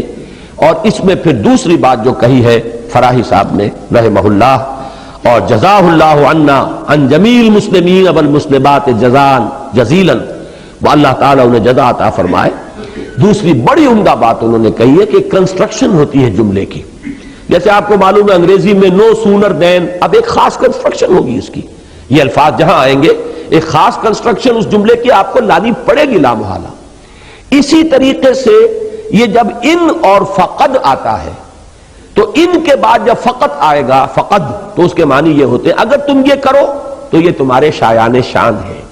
اگر تم یہ کرو تو تمہارا دل تو اس کی طرف مائل ہو ہی چکا ہے. جیسے ہم کسی سے کہتے ہیں میاں تھوڑی سی محنت کرو، تو ذہانت تو اللہ نے تمہیں دے ہی رکھی ہے، تم محنت نہیں کر رہے ورنہ ذہانت ہے. تم اگر ذرا سی محنت کرو تو صلاحیت تمہارے اندر ہے،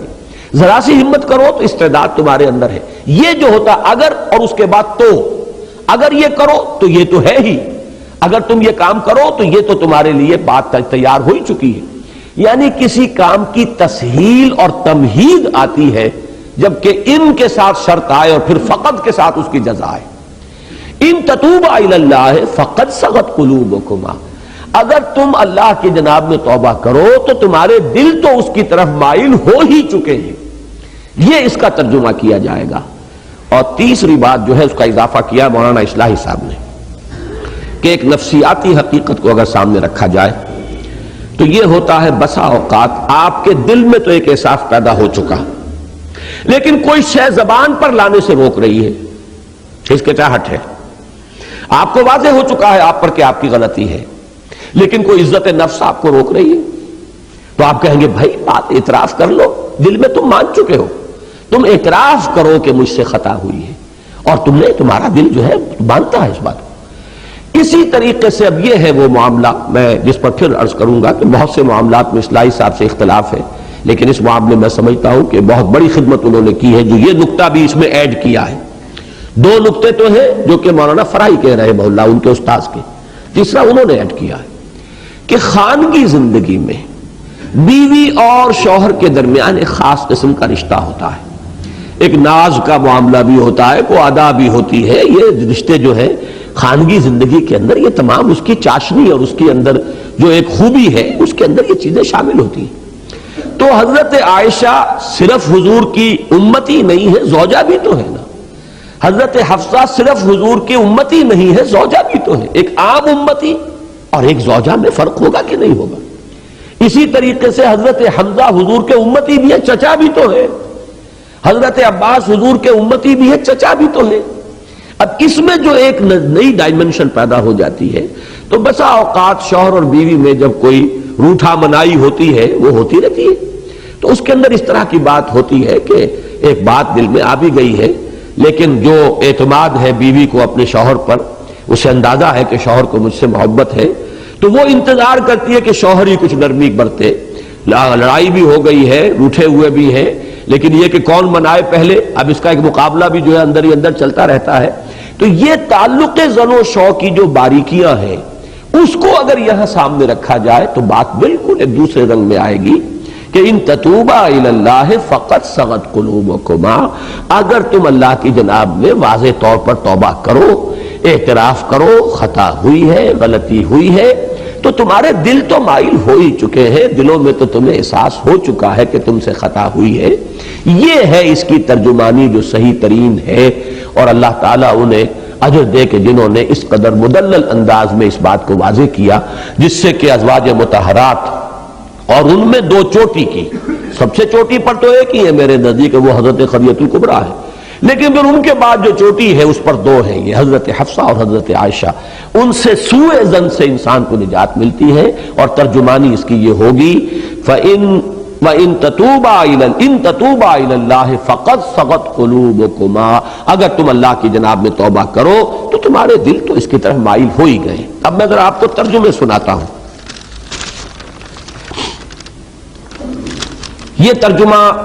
بہت ہی خوبصورت مولانا احمد علی لاہوری نے بھی کیا الحمدللہ. ورنہ تمہارے دل تو مائل ہو ہی چکے ہیں،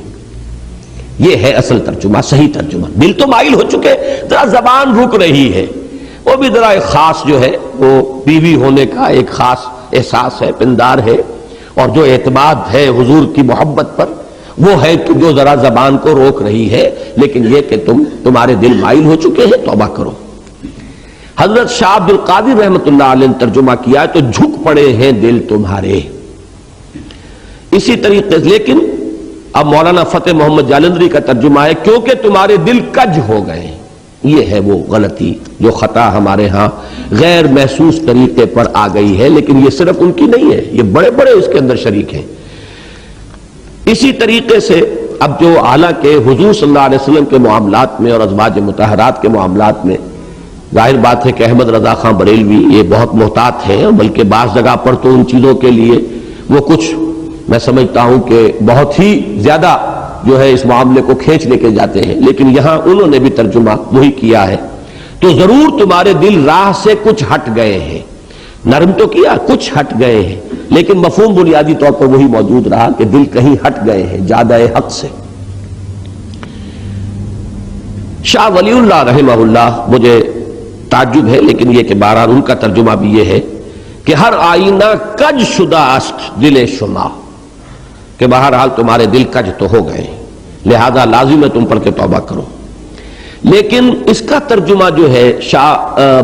حضرت شیخ الہند کے ترجمے کا جو فارسی میں ترجمہ کیا گیا ہے، یہ خاص طور پر مجاہدین نے شائع کیا ہے، یہ جو ترجمہ ہے شیخ الہند کا، اور حواشی مولانا شبیر احمد عثمانی رحمہ اللہ کے جس کو میں بہت اہمیت دیتا ہوں، یہ مجاہدین افغانستان نے بڑی کثیر تعداد میں اس کا فارسی ترجمہ شائع کیا ہے اپنے ہاں مجاہدین میں عام کرنے کے لیے. اس کا ایک سیٹ مجھے بھی انہوں نے ہدیتاً پیش کیا تھا، تو اس میں ترجمہ کیا گیا ہے، وہ بہت خوبصورت ہے، اس لیے کہ اصل میں شیخ الہند کا ترجمہ وہ ہے جو میں بتا رہا ہوں. ہر آئینہ مائل شدہ است دل ہائے شما، تمہارے دل مائل تو ہو چکے ہیں. وہ بات یہ میلان جو ہے خیر کی طرف آ چکا ہے تمہارے دلوں میں، ذرا ایسے ہی تم اعتراف کے اندر ذرا ابھی کچھ تمہیں باک ہے یا جھجک ہے، اس جھجک کو اٹھاؤ، اعتراف کر لو. اور ہمارے ڈاکٹر عثمان صاحب نے جو ہمارے ساتھی ہیں تنظیم کے بھی اور انجمن میں بھی ہیں، اور انہوں نے قرآن فاؤنڈیشن ٹرسٹ قائم کیا ہے، انہوں نے جو الکتاب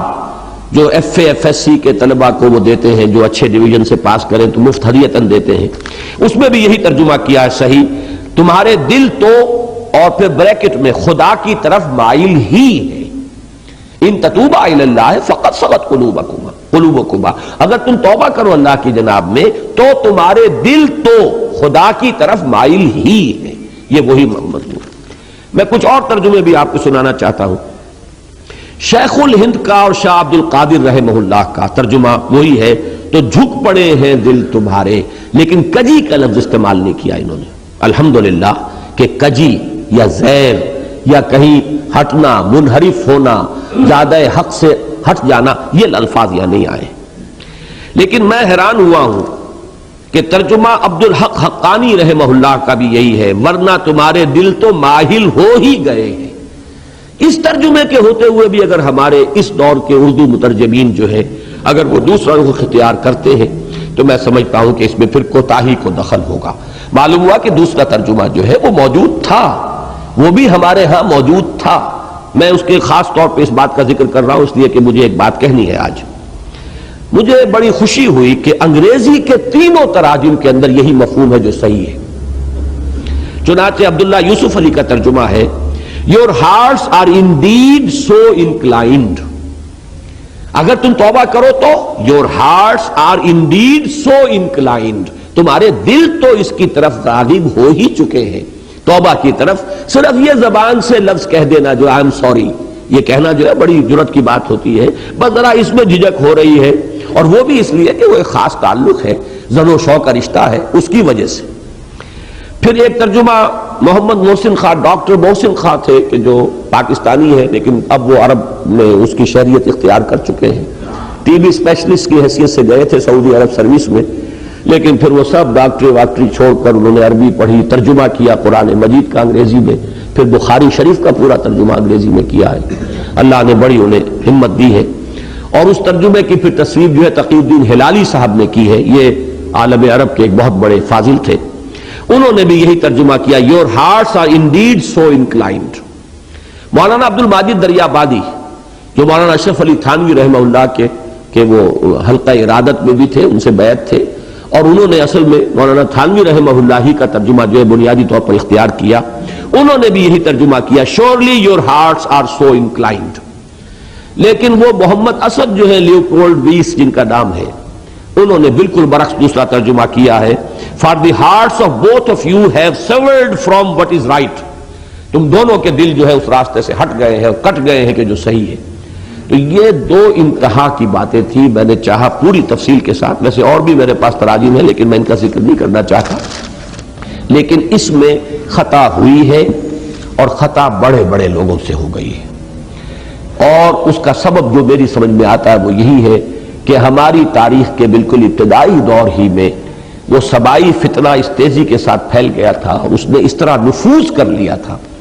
کہ غیر شعوری طور پر، غیر ارادی طور پر بھی ہمارے بڑے بڑے لوگوں سے بھی کچھ معاملات کے اندر چوک ہو گئی ہے۔ میں نے اصلاحی صاحب کی بات مکمل نہیں کی کہ انہوں نے جب میں نے وہ کتاب پڑھوائی تھی انہیں، اور انہوں نے اعتراف کیا کہ میری آنکھیں کھل گئی ہیں، پھر باقاعدہ ایک اعلان میں نے ان سے لکھوا کر میثاق میں شائع کرایا، توبہ نامہ، کہ مجھ سے بھی بے شعوری میں اور کچھ اثرات جو ہمارے معاشرے کے اندر ہیں، عام ہو گئی ہیں چیزیں، میری زبان اور قلم سے بھی کچھ گستاخی کے کلمات ٹپک گئے ہیں، میں آج ان سب سے رجوع کرتا ہوں اور توبہ کرتا ہوں اللہ کی جناب میں کہ صحابہ کرام میں سے کسی کے ساتھ اگر کوئی اس طرح کا معاملہ میں نے کیا ہے تو اللہ تعالیٰ مجھے معاف فرمائے، اور یہ میں نے میثاق میں باقاعدہ اعلان شائع کرا۔ بہرحال اب اس آیت میں آگے بڑھیے، ان تتوبا الی اللہ فقد صغت قلوبکما، بلکہ میرا یہ خیال ہے کہ آج ہمیں درس تو یہی ختم کرنا ہوگا۔ البتہ میں ایک بات تھوڑے سے وقت میں اور آپ سے عرض کر دوں، اس معاملے میں مجھے مولانا مودودی صاحب سے شدید شکایت ہے اور شدید رنج ہے کہ انہوں نے اس معاملے میں وہی رخ اختیار کیا، اور صرف وہ رخ اختیار کرتے تو مجھے اتنی شکایت نہ ہوتی جب اگر شاہ ولی اللہ نے کیا ہے، اور کسی اور نے بھی اگر وہ انداز اختیار کر لیا ہے تو مولانا مودودی سے بھی اگر ہو گئی فروگزاشت تو میں اسے فروگزاشت ہی کے درجے میں رکھتا۔ لیکن مجھے ایک چیز عجیب نظر آئی ہے، آج میں نے خاص جب تحقیق کی ہے اس آیت کے بارے میں، انہوں نے اپنے حواشی میں شاہ ولی اللہ کے ترجمے کا ذکر کیا، انہوں نے شاہ رفیع الدین کے ترجمے کا بھی ذکر کیا، ان دونوں کے ترجمے کا تو ذکر کیا جس میں کجی کا لفظ آیا ہے، لیکن شاہ عبد القادر کے ترجمے کا ذکر نہیں کیا جس میں کجی کا لفظ نہیں آیا۔ اب یہ جو انتخاب ہے کہ ایک شے کو اختیار کرنا ایک کو نہ کرنا، حالانکہ شاہ ولی اللہ دہلوی رحمۃ اللہ علیہ کے یہ دو صاحبزادے جو ہیں شاہ عبد القادر، شاہ رفیع الدین، دونوں چوٹی کے مترجم ہیں اور وہی سب سے زیادہ مستند مترجم مانے گئے ہیں۔ شاہ عبد القادر کا ترجمہ جو ہے اس کو مانا گیا ہے کہ وہ بامحاورہ ہے، شاہ رفیع الدین کا لفظی ترجمہ ہے، لیکن یہ ہے کہ مستند ترین ترجمے وہی۔ تو اگر شاہ ولی اللہ کا بھی ان کی نگاہ میں آیا اور شاہ رفیع الدین کا بھی آیا تو شاہ عبد القادر کا کیوں نہیں آیا، جنہوں نے اس سے ہٹ کر ترجمہ جو ہے اختیار کیا؟ یہ پک اینڈ چوز جو ہے یہ در حقیقت دلالت کرتا ہے کہ وہ اصل میں زیر اثر ہے کسی غلط تصور اور غلط فکر کے۔ اور اسی میں مجھے یاد آیا ہے کہ حضرت عثمان کے بارے میں رضی اللہ تعالی عنہ خلافت و ملوکیت نامی کتاب میں بالکل اسی کی ایک مثال موجود ہے۔ تاریخ کی کتابوں میں ایک واقعہ یوں درج تھا اور ہے اب بھی کہ ایک جنگ سے مال غنیمت آیا، 5 لاکھ درہم کا مال غنیمت۔ حضرت عثمان نے وہ سارا کا سارا اپنے سالے مروان ابن حکم کو بخش دیا، بس یہ واقعہ آ گیا، ہبہ کر دی۔ اب صرف اس واقعے کو درج کرنے کا مطلب کیا ہے؟ حضرت عثمان نے خیانت کی، وہ مال غنیمت ان کی جاگیر تو نہیں تھا، وہ تو مال جو ہے مسلمانوں کا ہے، 1/5 حصہ اس کا بیت المال میں جائے گا، 4/5 حصہ جو ہے وہ غنیمت کا تقسیم ہوگا مجاہدین میں، یا اگر 1/5 حصہ ہی وہ آیا تھا، 4/5 حصہ وہاں تقسیم ہو چکا تھا، یہ 1/5 تھا تو یہ بیت المال کی ملکیت تھا، حضرت عثمان کی ذاتی ملکیت تو نہیں تھا۔ 5 لاکھ اگر 1/5 تھا تو گویا کہ 25 لاکھ کی تھی وہ، جس میں سے 20 لاکھ وہاں تقسیم ہو چکا، 5 لاکھ آیا تو یہ بیت المال کی ملکیت ہے۔ یہ اپنے کسی رشتہ دار کو، اور رشتہ داروں میں بھی جو سالہ ہو، سالار جنگ جو ویسے بھی ایک بدنام رشتہ ہے دنیا میں، آج بھی اس کے ساتھ جو ہے طرح طرح کی نسبتیں ہیں، اس کو بخش دیا تو معلوم ہوا کہ وہ تو گویا کہ اس روایت ہی کو سامنے رکھا جائے تو وہ تو ایک عام انسان کی سطح پر آ گیا، عام دنیا دار انسان ہے۔ کون؟ ذو النورین خلیفہ ثالث، چوٹی کے صحابہ میں سے۔ اب یہ واقعہ انہوں نے دلیل یہ دے دی کہ صاحب یہ تو کتابوں میں نے کوئی اپنے گھر سے تو نہیں گھڑا ہے، یہ تو تاریخ کی کتابوں میں واقعہ ہے۔ لیکن اگر یہ بات بھی سامنے ہو کہ انہی تاریخ کی کتابوں میں اس واقعے کی روایت یہ بھی موجود ہے تفصیل سے، تفصیل کیا ہے اس واقعے کی کہ جب وہ مال غنیمت آیا، وہ مال غنیمت ہوتا تھا اجناس کی صورت میں، چیزوں کی صورت میں، وہ کوئی نقد تو نہیں ہوتا تھا۔ حضرت عثمان نے مجلس شورا سے اجازت لے کر وہ سارا مال 5 لاکھ میں خرید لیا،